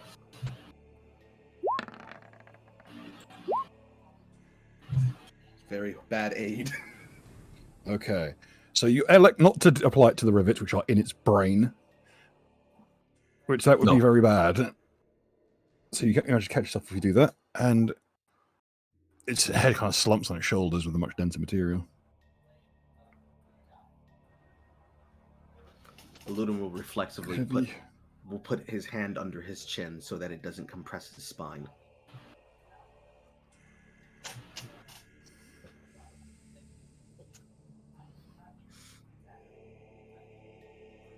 He then tries to communicate this in a way that he hopes it will try to understand. You want to leave this place, yes? If I can go another place, I will. In that other place, we A do lot this of us thing. have tried. Not many have succeeded. In the place Aiden's outside. muted. Am I? Aiden's muted. Oh. Oh, fuck me. No, I was gonna say, we'll help you, but then I realized, like, you're talking to it anyway, so it's better that I am muted, or was muted, Tries to explain again while trying to, like, gently lift its head so that the fucking metal doesn't compress his spine. In the place outside, we do this thing called living, where nobody makes you work unless you want to. Well... The collective doubt washes through the party as they realize they've been doing this for far too fucking long. Alman puts his hand on your shoulder and is like, "Don't do this to this creature." Oh, no, I think it's better for him Don't to act like not you- be here. Don't act like you're snuffing out his hope. He doesn't know what that is either. Right, he doesn't know what hope even is yet. No time to snuff it out yet. This You're is right, okay. you're For right. record, this from what you can glean from his memories, this creature has literally never seen one of his own kind outside these maps. He has no idea who is who. He has no idea how old each of his kindred are. He has no idea if he's even in the same group he was the previous day. He doesn't even know what a day is. Yeah, I'm not even convinced that these beings are technically sentient. Like, that's how she doesn't know. I think they are. It's just that they've been completely brainwashed by the fungus stuff. Okay. He gives Alman. Though I will say, look. kobolds. You know this much: kobolds do not die of old age. Mhm. They have got enough draconic blood that they just get older and older and older and older. In fact, kobolds can outlive true dragons. Yeah. Because there are occasional cases of dragons dying of old age. There's never been a case of kobold dying of old age. Usually because they die violently. By the way, could I maybe use a dagger to basically sever the center connection point of my smoke goggles and put one of them over one of the eyes of the kobold and cover the other eye with my hand? Okay. While he does this, he tries to communicate. My head hurts. My accomplice is going to try to protect your vision. Eyes hurt, head hurts. But not as much. I'm going to use Reforge to basically seal the one goggle into his helmet and to basically shut the other side. Okay, would you like to make any other adjustments to the helmet? Yes, I would like to basically make it so that he has some neck support and basically change it so that only the outer layer is lead, so it's basically a sheet of lead. I mean, structurally, apart from that, as stated, he's got wires going down the sides of his eyes and nostrils and wiring. On top of If I was asking, do you want to try and reroute any of the stuff holding his senses open forcibly? I'm going to make a heal check first to see if I can feasibly do that. Yep. With my knowledge, I will try to assist, but I'm pretty sure it's going to be Yep. You can. It will be... Alright. With that roll, it won't actually be fiddly at all. You can just slowly extricate them. Alright. Oh, God. I remember. Roll that D10,000 Festival and Light Boy. Oh, that's a really high number. Whew. Jeez. and a palindrome. That's Yeah. always good.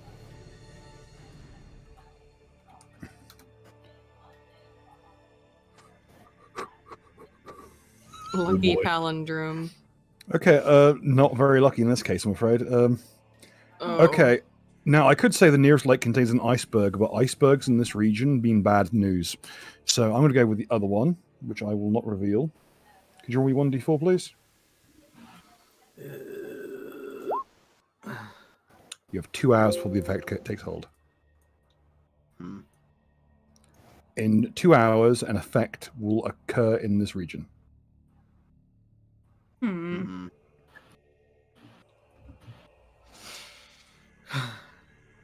That's a bit concerning, but we can technically wait it out, since we haven't engaged in any open combat. Or we want to make sure we're not here when it kicks in. That is also possible. Yeah. He then continues with his last line questioning, and he just looks over at Han and is like, I'm going to ask him 3 last questions. Mhm. And looks back to him. If it would be your wish, what would you do to the people that did this to your tribe?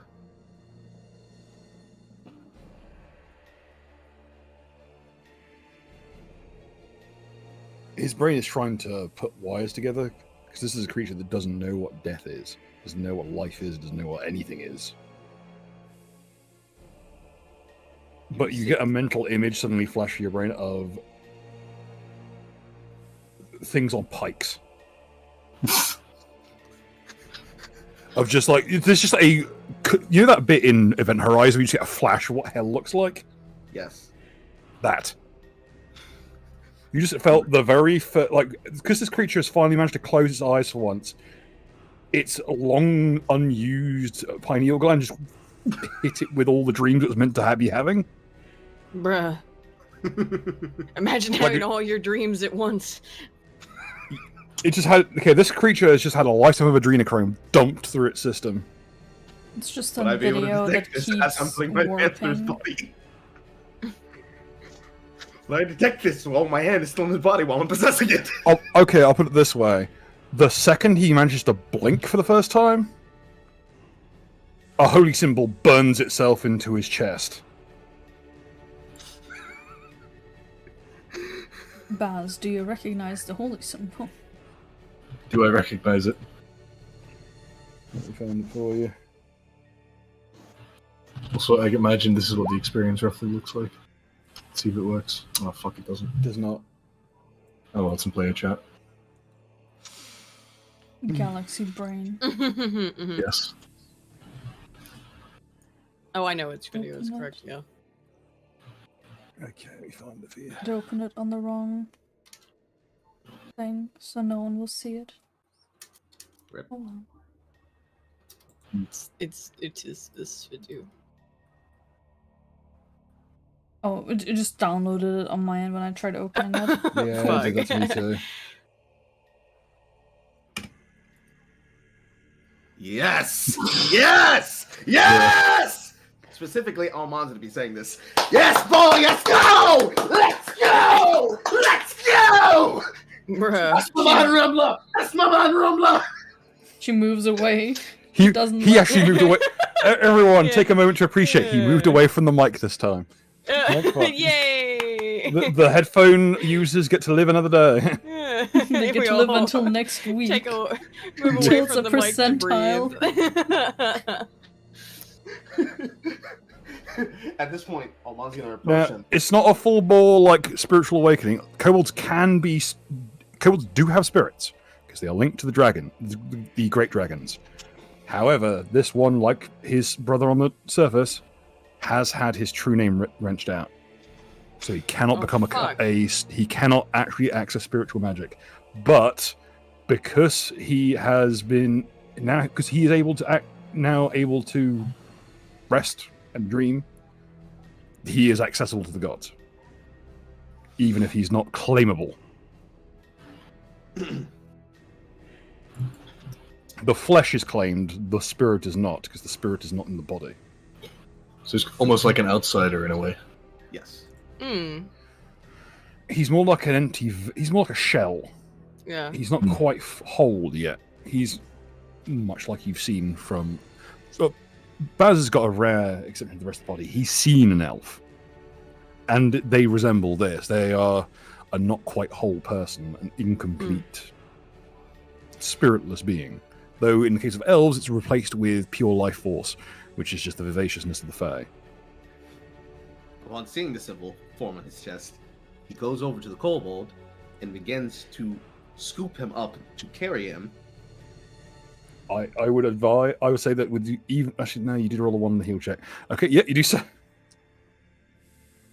But as you know, this is an extremely bad idea because he's technically got head trauma still. I would be careful with that if I were you. His head is not in the best state physically. He is going to cradle his head. Also be wary of the intestines. His guts are still tangled. Yes. Reflexively, because he doesn't actually need to have his hand inside of his body anymore, the two of them are basically going to carry him like he is a saint savior. One's going to be sorting the head, the other one's going to be sorting the limbs and the arms. Basically, they two technically stand inside of each other and, like, carry them out. Okay. The knocking on the wall begins again. It is also at this time that the Luna's going to look over to Han and say, we need to back out of here and at least take a rest. I don't want to be here. I feel like there's a bad reason to stay here for a bit. Take a rest, then come back in. As they start moving towards the minecart. Well, gotta say, I feel like the longer we stick around... You've also expended a great deal of your fuel. The majority of you are dry on fuel. Yeah, considering the things that were chasing us, I'm afraid we can't really afford it. And the longer we stick around here, the higher our chances of being detected. Hadrian is currently scouting a side passage. He will be with you, basically if you call for him. But currently... Oh, since I can't communicate with Hadrian, can I ask him, how are things? Not great. I'm seeing a lot of bad things. Any recommendations?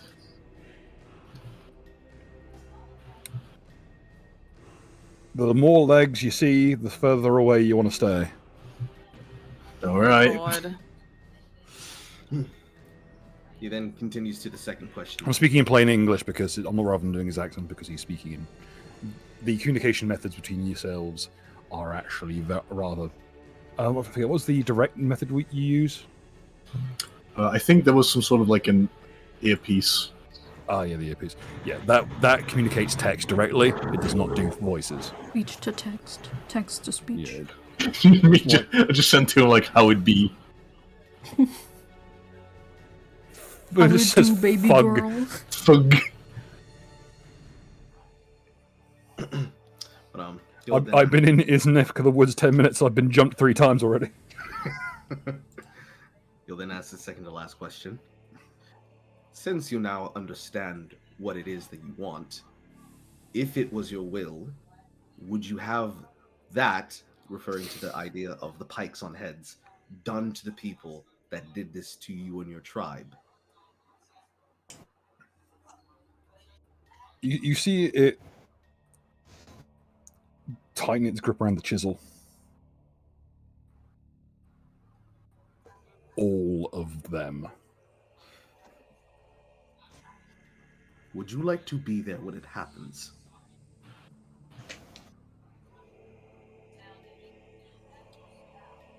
I don't want to give them the satisfaction of seeing me ever again. He's literally being fed context on life via that mark. You're muted again. Fucking A. I was gonna say, he didn't even know what wants are as until about like 30 seconds ago, so. I hope he doesn't mind us, well, essentially mercy killing his undead tribe members.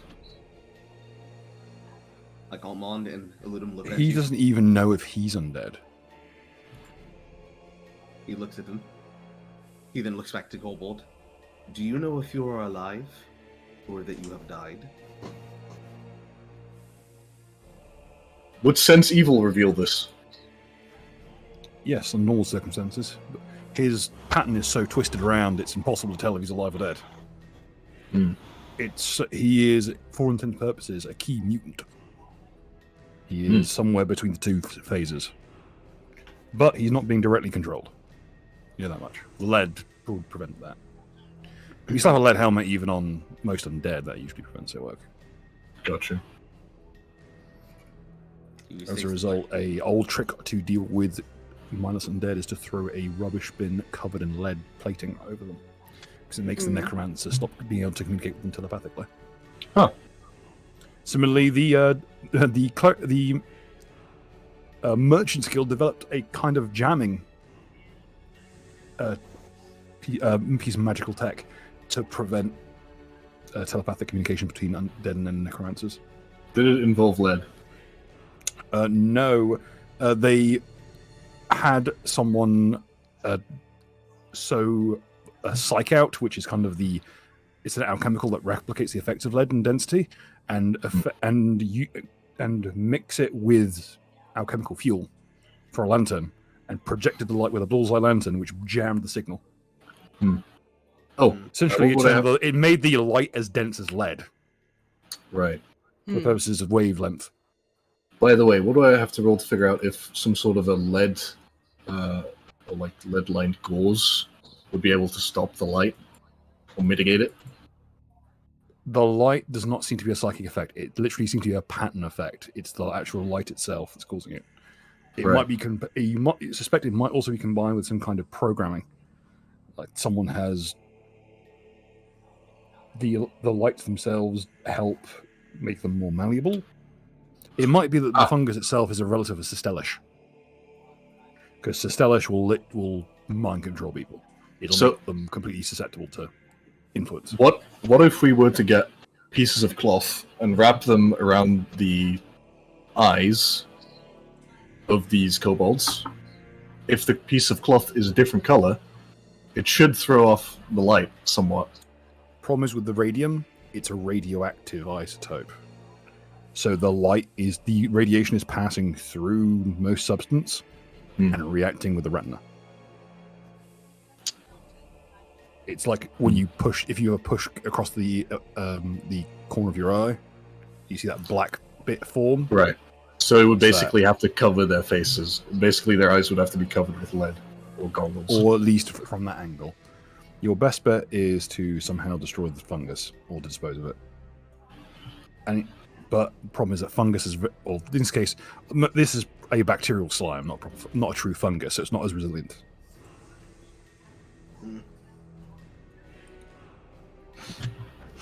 He will then try to ask a semi-elaborate question. Would you like to learn for who this symbol belongs to?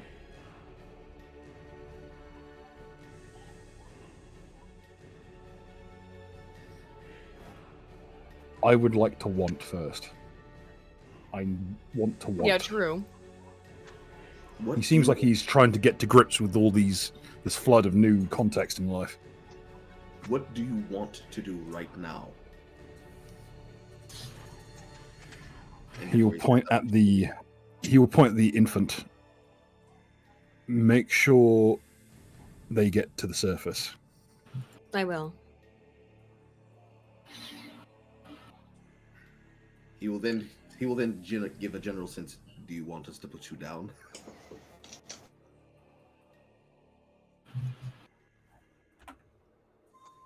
No. I know where something is. Okay. Try and help the others. I will fetch it for you. Technically, the ghosts are still holding him up. Oh. He will wiggle as if he wants to be put down, please. The ghost will gently put him down. He will scuttle over to a pile of boxes and scuttle into the wall. Almond will go towards the boxes and see if he can physically move them aside or through them. There is a very small gap. It's far too small. It's too small even for you. Because of the radium. Cheeky fucking bugger.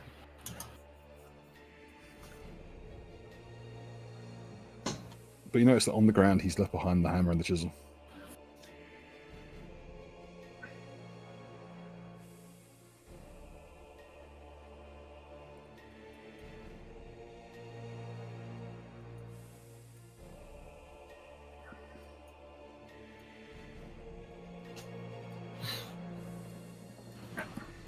All right, shall we proceed? have an I idea. think so at this point. The ghost will reply, shouldn't we wait for him to come back with whatever he has? I think he has something he wants to give us. Yeah, well, I think You it's get just to talk to these other. He did say wizard to go folk. get the others first. Yeah, so. He will be back when he can get it. All right. The ghosts then unify, specifically standing next to each other. Okay, Hans. Knuckle crack. Hey, we can actually do that now! Pop, pop, pop, pop, pop, pop. While Lawan does that, he makes it distance. Bring The down nitrogen coming out of you is a bit disconcerting. It's very Yeah. loud. Oh, It looks on. Han, bring down this wall. Baz. I thought I already did. I thought Okay, it I already thought is I down. never It's asked. open. Of this wall, the second one. Okay. Conrad, do you feel singled out by that comment for some reason? You don't know why. all right. Yeah, I did Um, clock that in real life. The Gorb seems happy there. Say, Mary, let's try not to kill them. Yeah. But I suppose that's kind of your forte. What? I think Hopefully. he's not killing them. Yes. Oh, okay. And what I'll do is, Bill, I will turn on the torch on my miner's headlamp. Mhm. And then I'll bring down the wall. Mm-hmm. Okie dokie. Let me just bring this up real quick because you have just run into something very nasty looking. Oh What? boy. It is a large, or let's say it's a about the size. It's a little shorter than Baz, but it is a large armored figure in what can be described as a metal sarcophagus suit. It looks like one of the toilet from Shrek movie at the top. It does. Somebody said. So sorry. Shrek to burst just- out of it. You couldn't have just kept that to yourself. I'll just sort of turn to Neri and go, okay, he can die. All right. They then run they It run seems through like the a bit of a information problem, through their head. yeah. They learn through the information through their head. It's just coming from this thing now. Dread. Mm. They run through the information in their head to try and memorize if this Okay, was one of the ones that was let's describing. roll initiative, folks, because it's going to be one of them days. Man, we're still at the Oh. beginning of the dungeon. Also, I would like Yes. to You are on quickly... room 1. I'd like to Wait. just quickly 2 call into floors. Helium Yep. and tell him Yeah, it's happening. Come here. I'm on it. Oh shit, my Oh, Construct initiative is found. much better now. But okay. Also, Bill, keep in mind I am still possessing the kobold. Okay.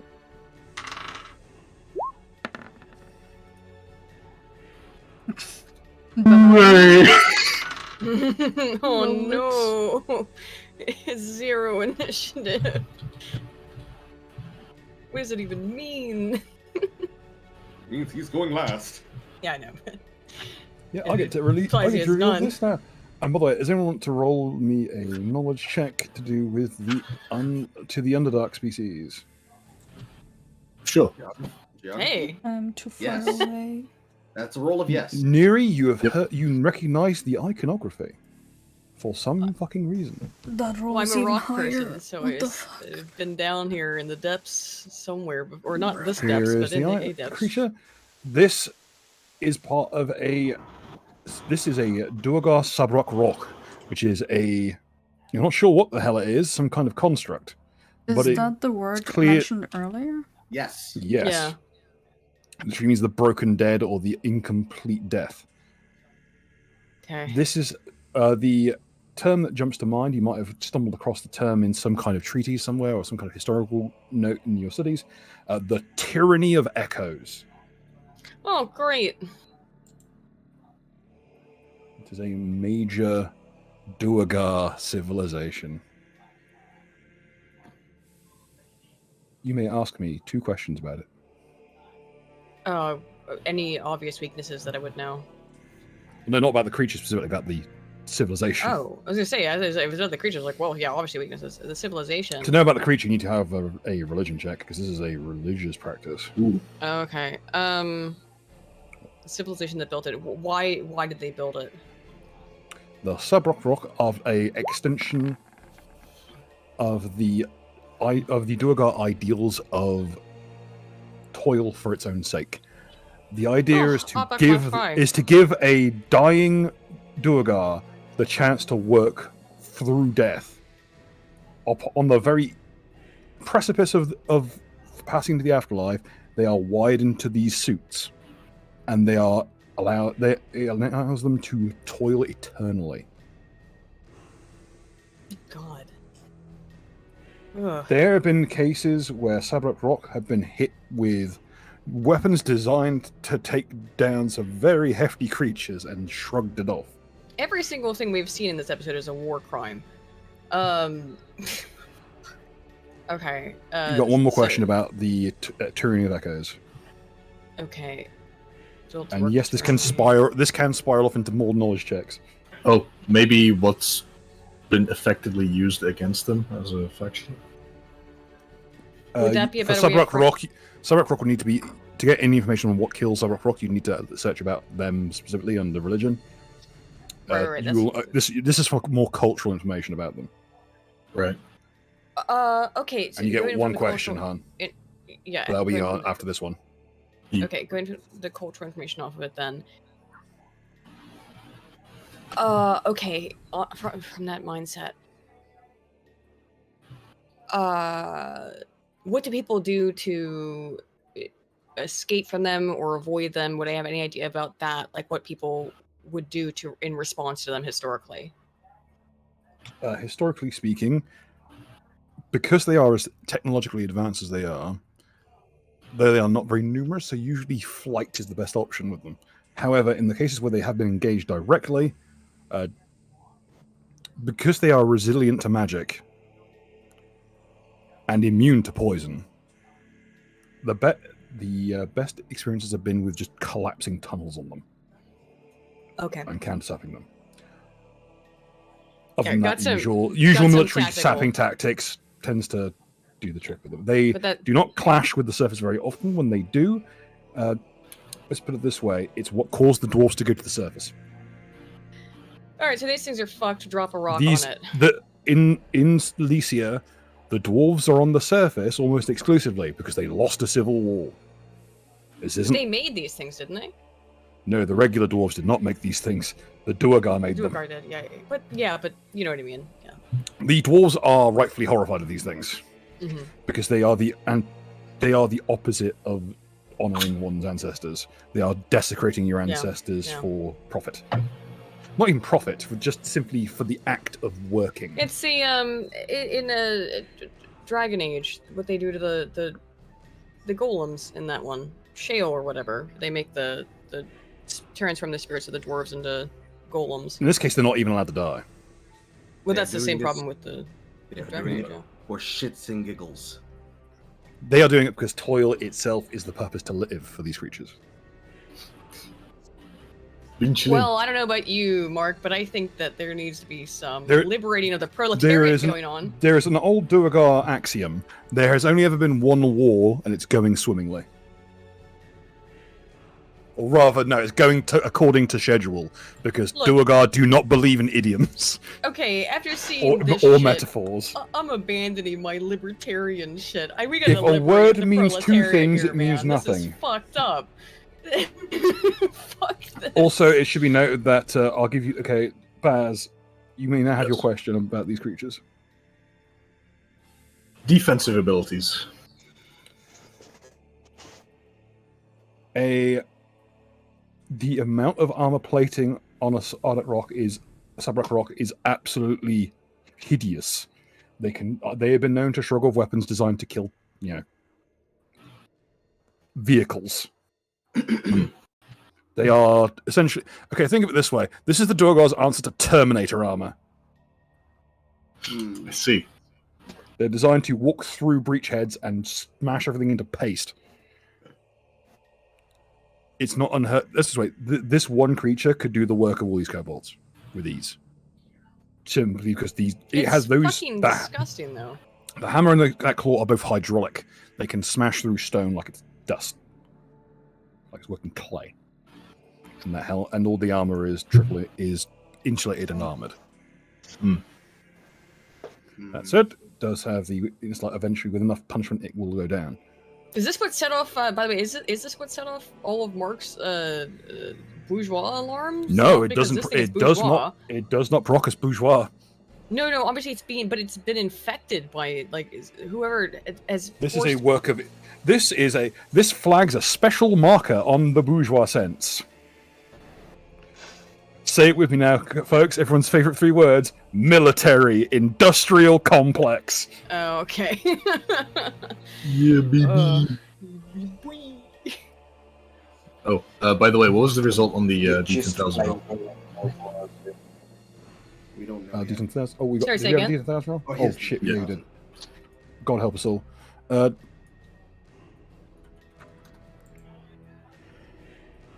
Oh no!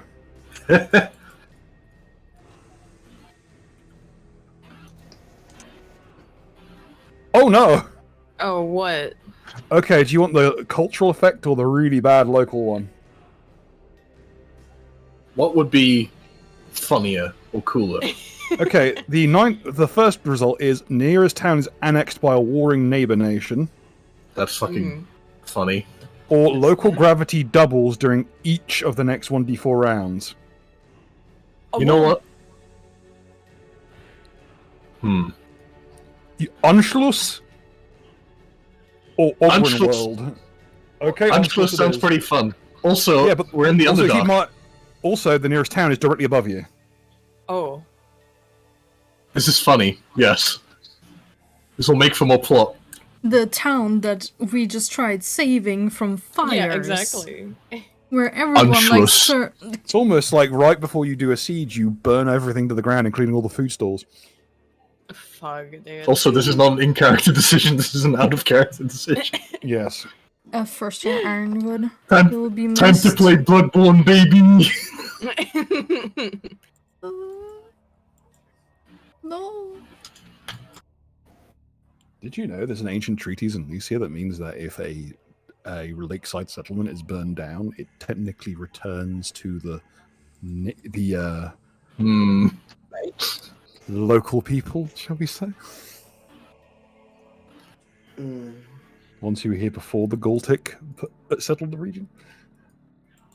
But, be that as it may. Okay, that brings us to the top of the initiative, which will be Kobold time! Kobolds, hooray! Wait. The ones with weapons are specific, or not really weapons, they're tools designed to be as inefficient as weapons as possible to make them sedentary. They will literally just move up and mob you.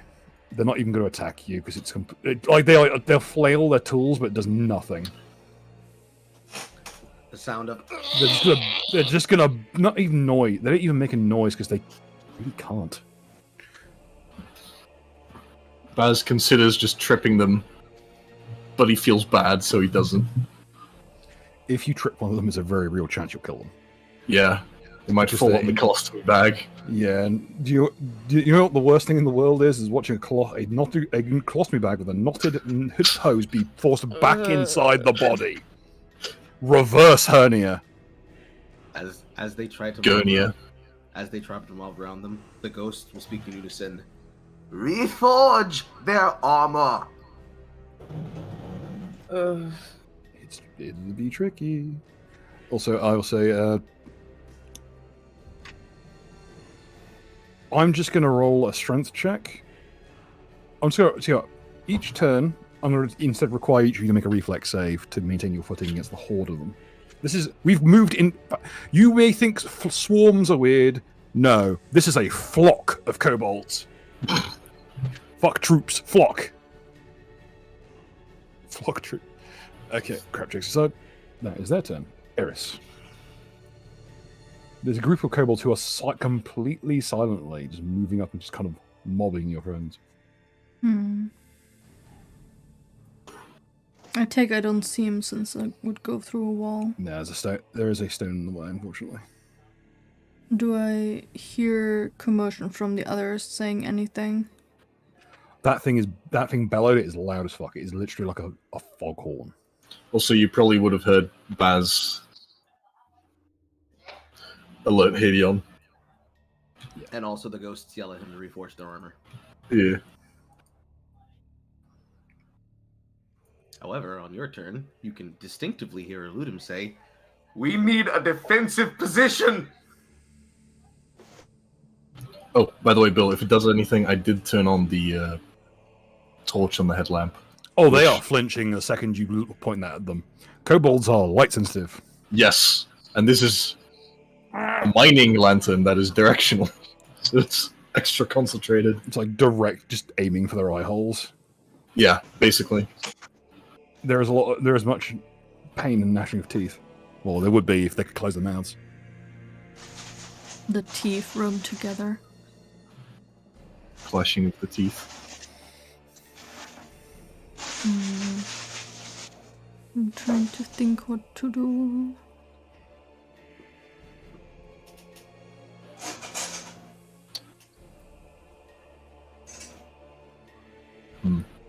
I'd like to get the wolf fang ready. And in her hand. Okay. That will probably be very effective against the construct. That is actually something that you could very effectively use against it, most likely. And I will move over here. And I will be careful while holding the moon dagger. I'll just call Also, it that remember, for now. Penny, your telekinetic range is increased. It does? Yeah, because it's based off of your wisdom bonus, so it's now 30 feet. What the fuck? Okay, I'll take it. So from here, you could technically attack the construct. Because the effect goes from your reach. So it's an extra 5. It's 35 feet functionally. Yeah, I moved 20, so... Or I could just move here instead.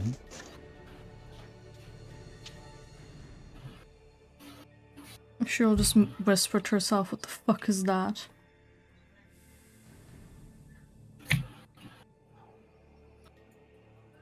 Oh, I can now also lift 200 pounds of things with telekinesis. If you want to roll religion on the creature, you may. I will attempt if I have it. I do have 1 rank in it. You can probably roll Arcana as well. Would I be allowed to roll both? Yes. Here's religion. Okay, you know that it's a sub-rock rock, which is a construct. Arcana. Damn. This other one. You don't... All you know is that it's technically a construct. It is rather a barely alive Duergar kept alive via a construct suit. I cannot wait to ask my roll question. Hmm. I have to wait for my turn to roll it, because nobody's asked the question that I need Fucking to no. ask. Unfortunately, there are no other questions you can ask about it. What is the radius of splash damage?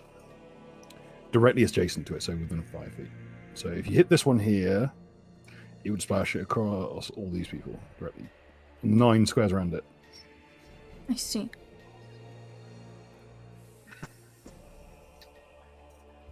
If you hit the construct, it would hit no one because there's nothing around him. I'd like to use a cherry bomb on him then. Okay. Why not use a cherry bomb in the square that is adjacent to these 9? You'd hit at least 4 people. Well, I wanna hit the thing. I can see those things aren't hurting anyone. Yeah, also splash damage is usually minimum. Yeah, it's minimum damage. I mean, 10d4 plus 15. Roll your ranged attack. I will use telekinesis to deliver it right to him. Okay, it would be a touch attack with your telekinesis bonus. What does that mean? You use in basically. Yeah. And all your stats are the same now, so it's kind of a good point. Alternatively, you can also aim for the square of 5 foot that he's standing on, so you can only have to hit against the ground. But that would only hit with minimum. Oh, okay. And he'd be entitled to a reflex save. Okay. Which is probably not great, but still. Yeah. No, 1d20 plus intelligence? Plus your bad. Yeah. Oh. Cool.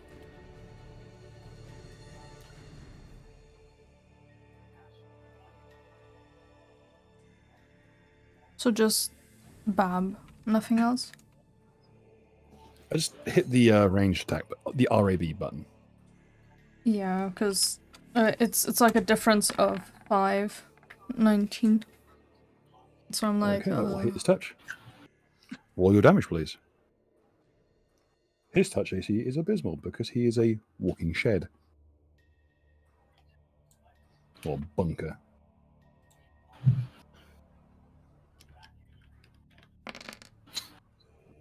$38 damage. Any particular type?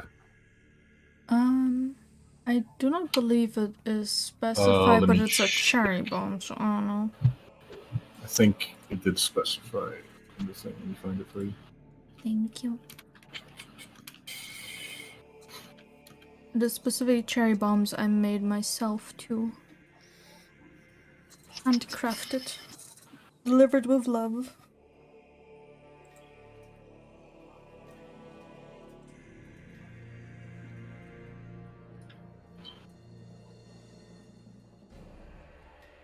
It deals bludgeoning damage. Ah, ideal. Okay.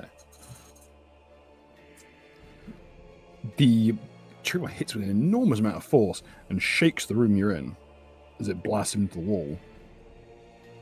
But he keeps his footing, even though you can see fractures start to appear on the sarcophagus. You think that a good chunk of this armor is not just metal, it's also concrete.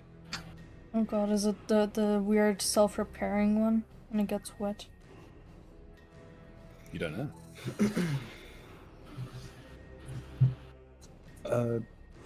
Baz, you'll be entitled to an engineering roll on your check, on your turn. Alright. Any other actions for Eris? I've done my move, I've done attack, and taking out the thingy was probably my whiff. Okay. So, nope. Sabrak Roch's turn. Okay. It's going to go over to one of the massive granite boulders. And it's going to pick a target at random because it's not all there. 1, 2, 3, 4, 5.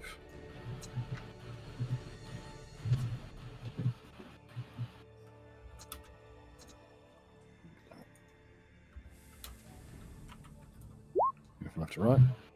In descending order. 1.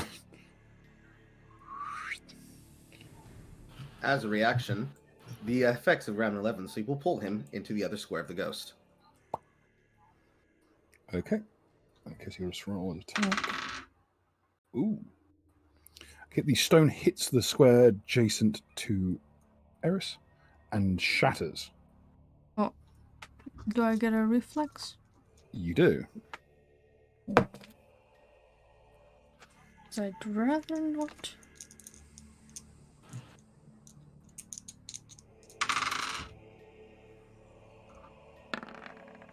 $14. Okay. This we've got a +1 from your 1 off, unfortunately. Oof. Might her having the telekinesis thing help? Because it's something that's kind of a non-action. Unfortunately not, and he's got precise shot. I'll quickly set up my health bar. There'll be. There was only 5 points. Quite sure 5 point. that I have a thing that prevents people from using that precise shot thing. Actually, double check that. The damage in the meantime is 5 points of bludgeoning and piercing. That is bludgeoning and piercing. It's a mix of. Because of communist vigilance, a comrade and allies within 30 feet cannot be the target of precision damage unless the creature dealing it has at least twice the comrade's level. Yeah. That's precision damage. This is stuff like sneak attack. This is not precision, this is splash damage. Also, the opposite. Does that include things like crits? No, crits are not considered precision damage, but if you're immune to crits, you're usually immune to precision. But if you're immune to precision, you're not necessarily immune to crits. Gotcha. So 5 damage, or is Yes. it 5 bludgeoning and 5 piercing? It's 5 combined, bludgeoning and piercing. There we go. And there's a cloud of debris in those 4 squares. Can I, as the one thing out of like the quick thing, put on the gas mask? She has it around her neck. Yes. I shall Yes, do okay. so. Take that as that will be your immediate action for the turn. Mhm. That'll help avoid asbestosis. Additionally, he will use one of his other abilities as a swift. And what shall he cast from his box of tricks? He's going to cast. I'm not sure what he casts, but a trio of lights start to wander around him, like a kind of slow arc. Are they floating above his head, or are they just lights They're moving around? hovering around his shoulders. Like the PlayStation 2's boot screen? Kind of, yeah. Actually, very similar to that, yes.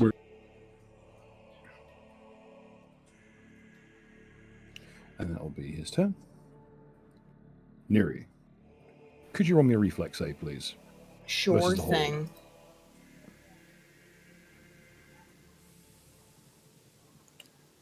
Okay, you managed to hold your ground, and you also managed to move your stance so that they can't get to the youngster. Because you noticed that they were trying to get into the pocket Ooh. where the infant was. Oh! Shit! I should have done something about this beforehand. Okay.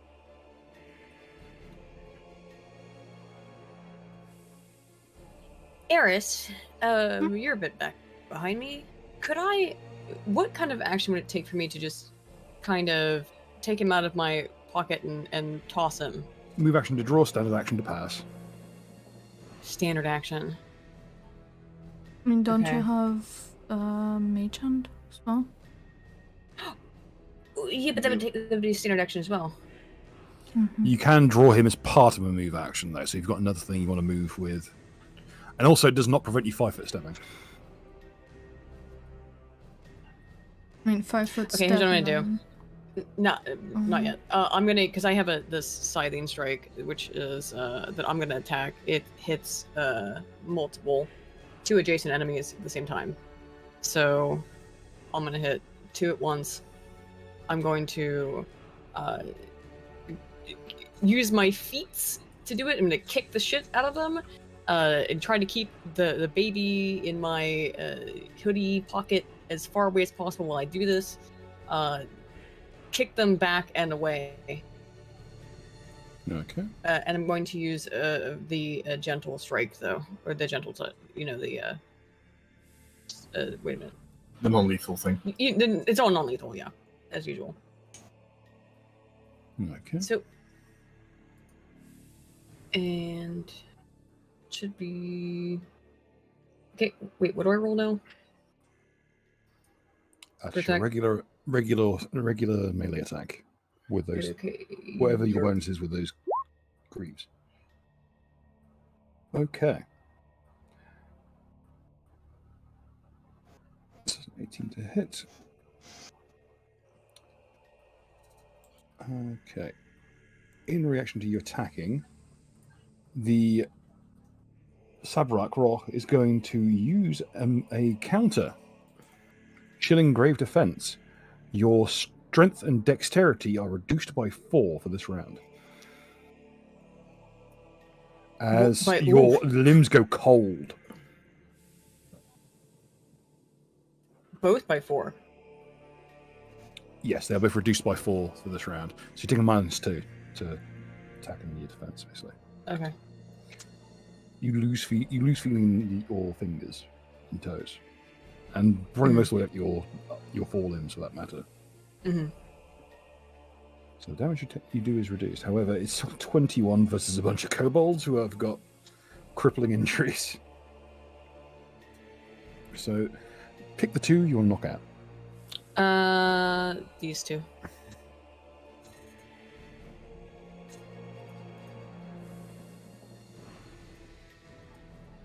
I see you cooking. Would you like assistance with that on your turn, Baz? Perhaps. Oh, and then Perhaps, yes. And then if I'm still able to, I'm gonna at the end of my turn. I can't take a 5-foot step, can I still? Yes. Okay, take a 5-foot step back, and I will hand the baby, or try to hand the baby to Slappy to Penny. Okay. Just have him out there, so. I take Keep in mind you're moving into baby. the Slappy will sneeze from the dust. Oof. Oh, I have. It goes as under I my hand, as I hat. hand him over, I will also hand over this antihistamine I have. Just put them under my hat. I They will be safe. I'll try to. I think you have to accept them. I think on your turn for it to go through. I assume. Oh, no, if it goes into the hat, it's allowed.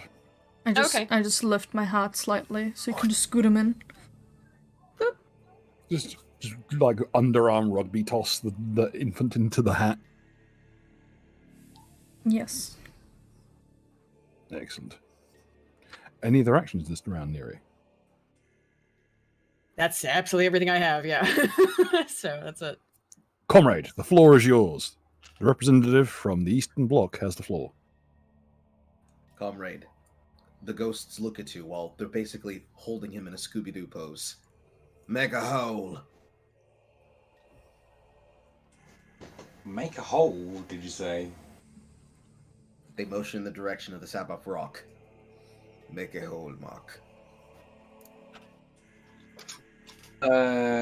Is there enough room for me to leap over this wall of dudes? If they weren't for the fact they're so short, you would not be able to. However, because they are so short, there is. Okay, so I'd like to do a little run, spring over those, then I'd like to try and run up the big automaton man onto his head. Okay. Roll me a dance check, please.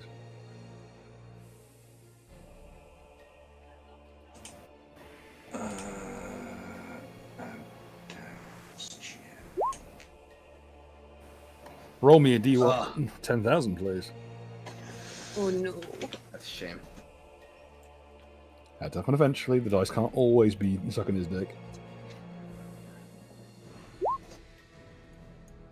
Oh, that's low, isn't it? That could be a good thing, though. A wonderful never year sure. for the Roman Empire. Yeah. Wasn't it part of the year of 3 emperors? No, that was way Yeah. after that, unfortunately. Yeah. Oh, it's 3rd century. It's Christ, the 3rd century. I'm talking about my ass. Yeah, I think it was like Makes sense. 30 of them in the 3rd century. It's insane. Yeah. Caster develops his terrific thirst for blood. You already got that! Oh. Okay, you got to go with the other one. Caster disgorges a large hunk of driftwood. How long has that been there? As you hit the ceiling, a large chunk of driftwood like slips out from somewhere on your person. You're not sure where. Not from anywhere delicate. I should stress this. This isn't a case of a literal ash shove. This is just somewhere upon your person. Like it's just a chunk of driftwood. Like perhaps it falls out of that massive fucking lion's mane haircut you got, or maybe it's from somewhere in your subdermal. But in any case, you do make it into close combat with him. But unfortunately, oh dear. You know what? For ease, I'm going to just roll this d20 in the open where everyone can see. Okay. Comrade, I really stress this. What is your AC? Let's have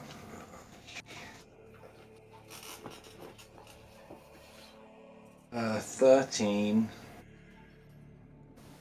Even with the armor basket? Yeah, you have plate armor, which isn't reduced by dex, so it should be higher, I think. It's like you get 5 from that alone, plus your dex. Oh, it counts as full plate, so it's like 9. plus Dex. So if it's halved from being ceremonial. I accounted for that. I added additional bells and whistles to it. Ah, okay. So 19 plus your Dex mod. And Dex is 16, so 35. So 22. Okay. Unfortunately, you're denied your Dex because you are in the process of jumping, which is bad. Let me just roll some dice real fast. Yes, where's my other D8?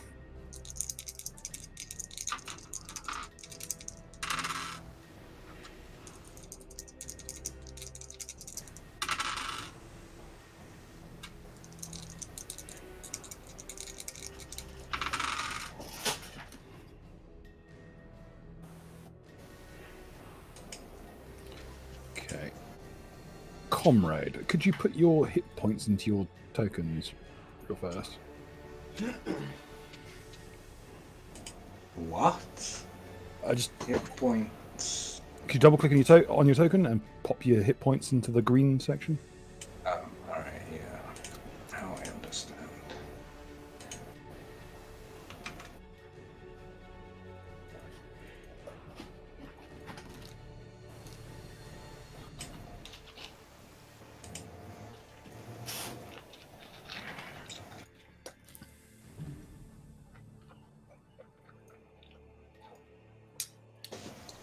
Is it 11? Seriously? I don't think that's... I'm injured. Oh. You've been injured this whole time?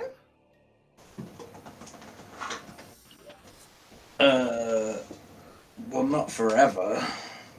Well, I think you should have regained some hit points from having the rest. So,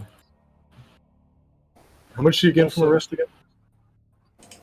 Your level. So it was like a full day that we rested, I So think. double that, so... Plus con, right? Yes, because you have someone on site helping out as well. Alright. Let's say it's 19 then. Also, it should be noted that you meant to be level 4, Comrade. You're level 3 on this. Oh, is that not because when I died, like, I got like a free respawn at the cost of a level? You never died. You're a radiation vampire. You never actually died. Oh no, I was thinking of another time when Yeah. died. So go ahead and add. Pre-radiation vampire. I got vaporized by something.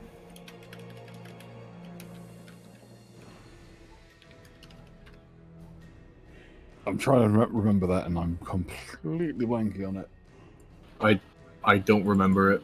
Yeah, I feel like I'm having a stroke. I'm not gonna lie, Was people. it a thing of, oh, if he does this or that, it costs him a level? No.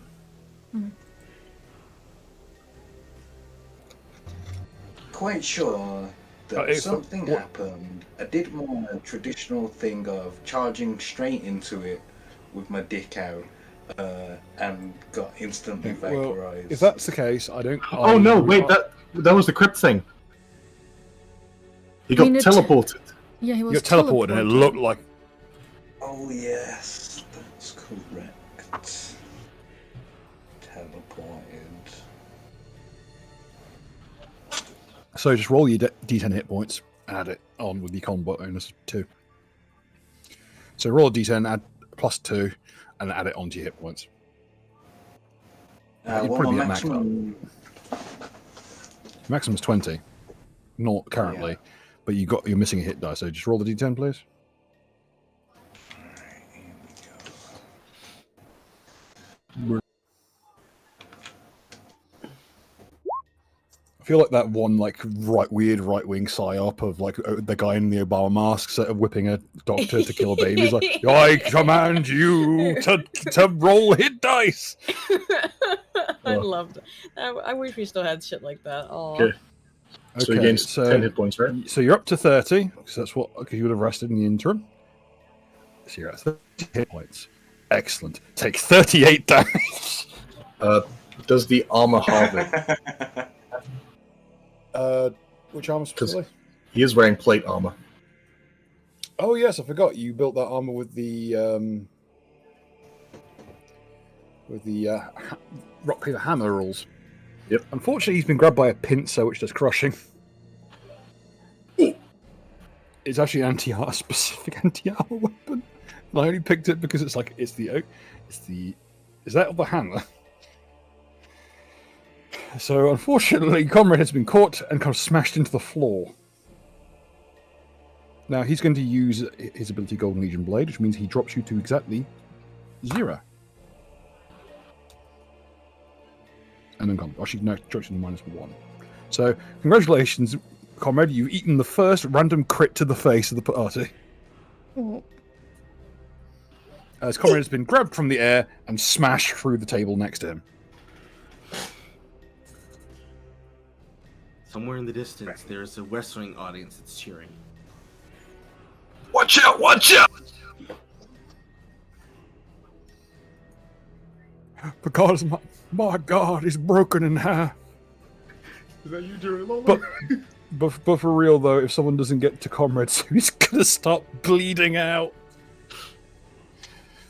First roll of the fucking dungeon. I was like, oh, if I even get to this dungeon, get through it. Immediately, Comrade, Mr. Lucky himself, catches a random crit to the teeth. The one time Zalmus isn't around to throw money to get a party member killed. Oh God, it's the one time Zalmaz is on vacation. We're at. Oh no. And before somebody tries to contact him saying, Zalmaz. Yes, I'm sure. He's out in a woods somewhere. It's like, something's wrong. Something's wrong, and I'm not there to make it worse. Well, the only good communist is being made Something just good. happened. Okay. Comrade, I'll be kind. You will get Elf and a simultaneous attack with him as he hits you in the teeth. So if you want to roll your attack roll. Throw out the gourd. If you're very lucky, you might debuff him enough to... 19 plus the... Plus 4 plus the strength modifier. That's the dex modifier plus 3.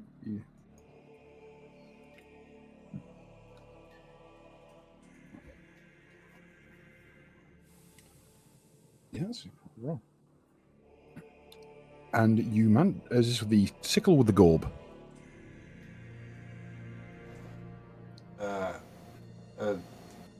Sickle. Okay. Funnily enough, sickle's actually one of the things that have advantages on these things. You manage to hook around the back of the sarcophagus's main structure and catch one of the cracks and wrench. As you get wrenched away by the creature's claw, it peels off a chunk of the armor. Right before you hit the deck and the lights go out in your head. You're not bleeding. You're stabilized because of how Golden Legion Blade works. Or in this case, Slaver's Blade, as it's been renamed, because this is not a nice person using it. But you have this strange sensation of almost like a tide coming up, like waves lapping at your armor.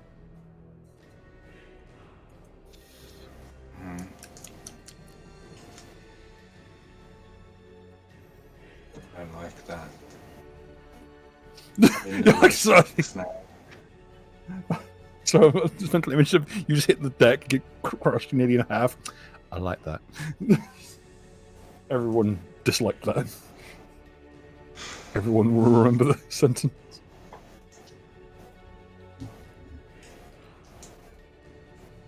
Any other? Oh, you've already had the actions you can take, unfortunately, being the unconscious persuasion currently. So I'll move on to Ormond.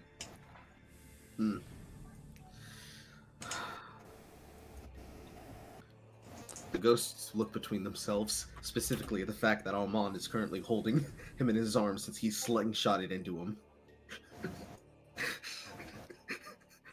He's laughing because he's still riding the high of seeing a person understand the meaning of hate. Well, you just watched Comrade get dunked like a fucking basketball. He generally looks in the direction. He'll be fine. Translator's note: he will not be fine.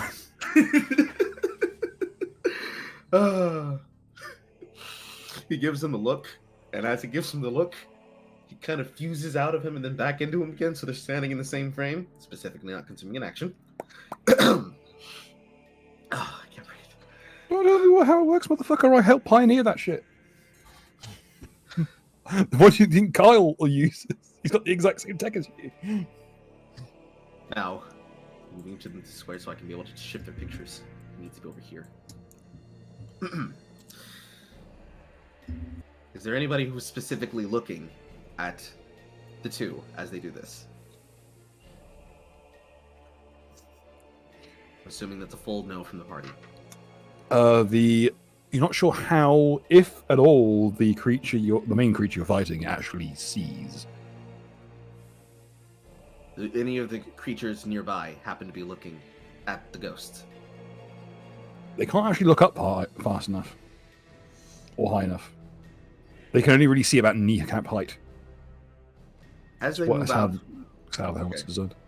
as he moves out of them, there is a look of tension and serenity on the ghost's face as he then manifests into his normal form and begins to get limber. Like he's actively stretching as I'm doing right now and actually popping my bones. And as he stretches,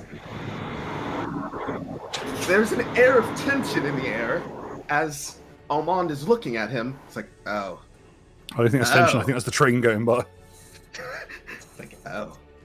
Yeah. Oh no. It's Oh, magic, no. you know. And in response, he will look at Han and say, Han, Baz. Baz.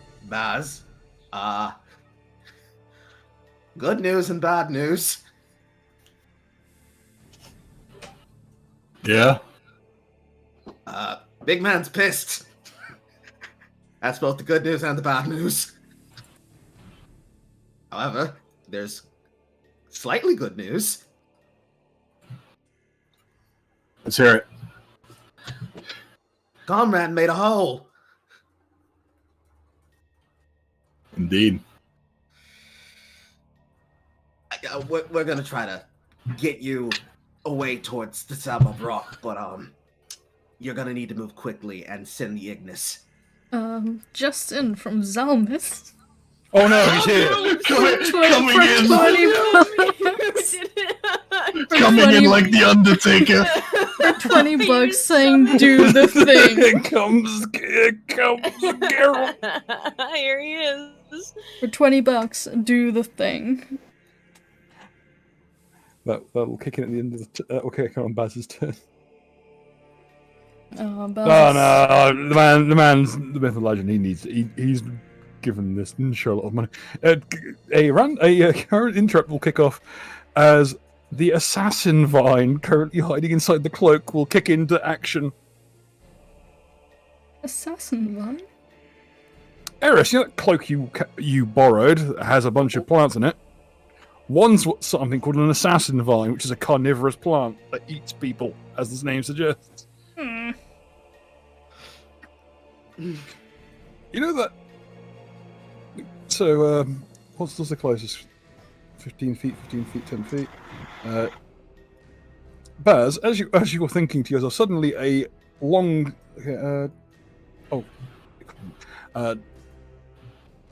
as I said, it will be on Eris's turn that the Assassin's Vine will take its action. I will stay oblivious to this until then. Mm-hmm. You feel a rustling. However, in his sentence, send the Ignis, and as he finishes, he then gets into a praying position And then he begins communicating to the kobold, specifically try and see through his eyes where he is.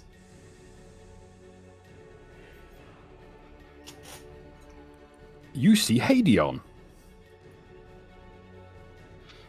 The two are moving towards you, and they've got something in their grasp. Do I recognize what it is? No, because you've never seen this thing before. Okay. Can I make out the rough idea of what it looks like? Or is it covered? It is covered. It's had to be, because to get through the narrow tunnels. I will say, the kobold is moving quite fast. Hadion is moving far faster, and watching him move through these gaps that are kobold size is fucking terrifying. Is it It's like like a Gmod horror game. Yeah, it legit looks like a Gmod character. Like he's Is it like, like is it like the viewpoint of the evil in Evil Dead? yeah, it's kind of like that, but it's watching a person move with the alacrity of like. It's like watching someone move with the speed of like glue through a crevice. Mm. This person, he moved. He weren't there for when Gobshite was moving through the gaps that were too big for him. But Hadion moves the same way. He can literally force his body through gaps that are far too small for a person of his size. Okay. It is actively grotesque. Like This might be why Hadion never lets you see him do this. The ghost laughs in retort to what he's saying. But however, he will attempt to flash the unique colors of the ghost in the eyes of the kobold. Does Hadion notice? Unfortunately, due to the limitations of the space involved, he can't actually get... There is not even a contiguous line of sight between Hadion and his own feet, let alone the kobold. That's fair. Ludum begins They are crawling through us. I'll put it this way. They are crawling through a space, currently, around the size of a single-serving dessert plate. Nice. The Ludum will communicate directly to the kobold. I did not ask you if you had a name that you wish to be called, but for the moment, I will call you Chiseled. Chip is also acceptable. Chip, we have encountered a slab of rock, and there has been a hole made in its armor large enough for me to slip inside of. I ask a favor of you. He nods as if to tell you to go on. Feed me your rage. Imagine every single moment of pain that you have experienced the moment you could blink, that you have been given by the mark of pain on your chest. Invocate into me your anger, your fury, your rage. And with that, you unlock the name of the group. That is the kobolds.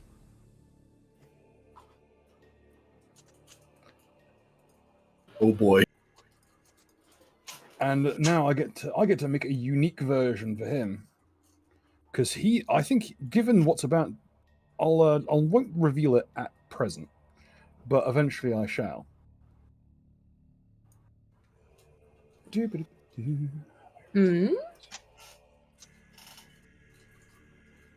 know what? The reference is obscure enough. I'll get away with it. So I'll reveal it straight away.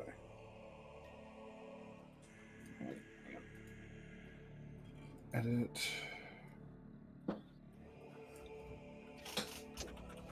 The icon has broken apparently. Yeah, for some reason it's completely fucking fucked. I'll have to re-upload it. But someone's to get that give Goku your strength bullshit out of here. But the response is, give me a moment, I'll get you something even better.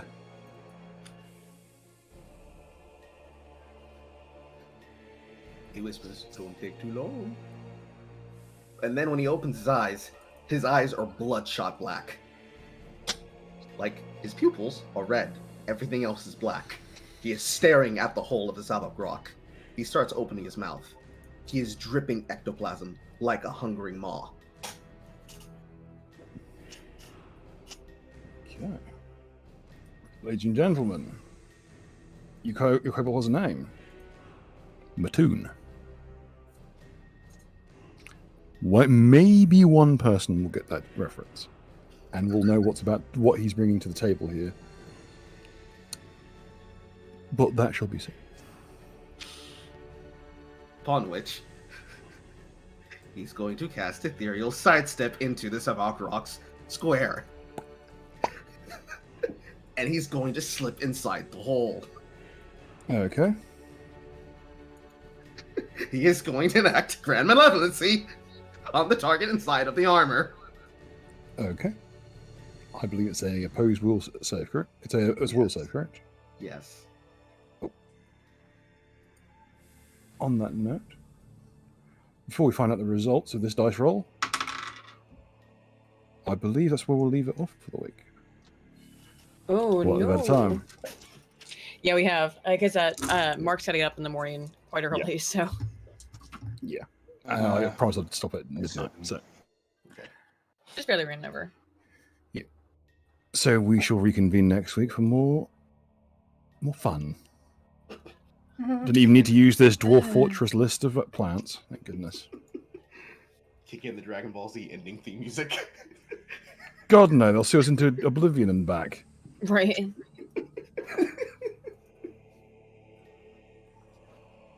Well, I hope you all had fun tonight. I have picked up a baby kobold, so I'm very happy. For now. Don't jinx it. Don't give Zama's ideas. He's got a lot of disposable income and very few scruples. Don't hurt the baby kobold. He's done nothing wrong. Also, I don't know if anyone noticed it. I don't know if Penny mentioned it, but Captain did also give us 5 and just sent us a wow emoji. Just wanted to I did get it in mention here at the end. Okay. Yeah. I might have been having. We are very fortunate. We've got very indulging clientele here on the show who enjoy Very watching true. the random torture and brutalization of influencers, and goodness knows it's what they're here for. But That is what it's about. What I shall leave us off on, in terms of a little sneak preview next week, Baz. Yes. As this is all going, you hear something on your earpiece. Mm-hmm.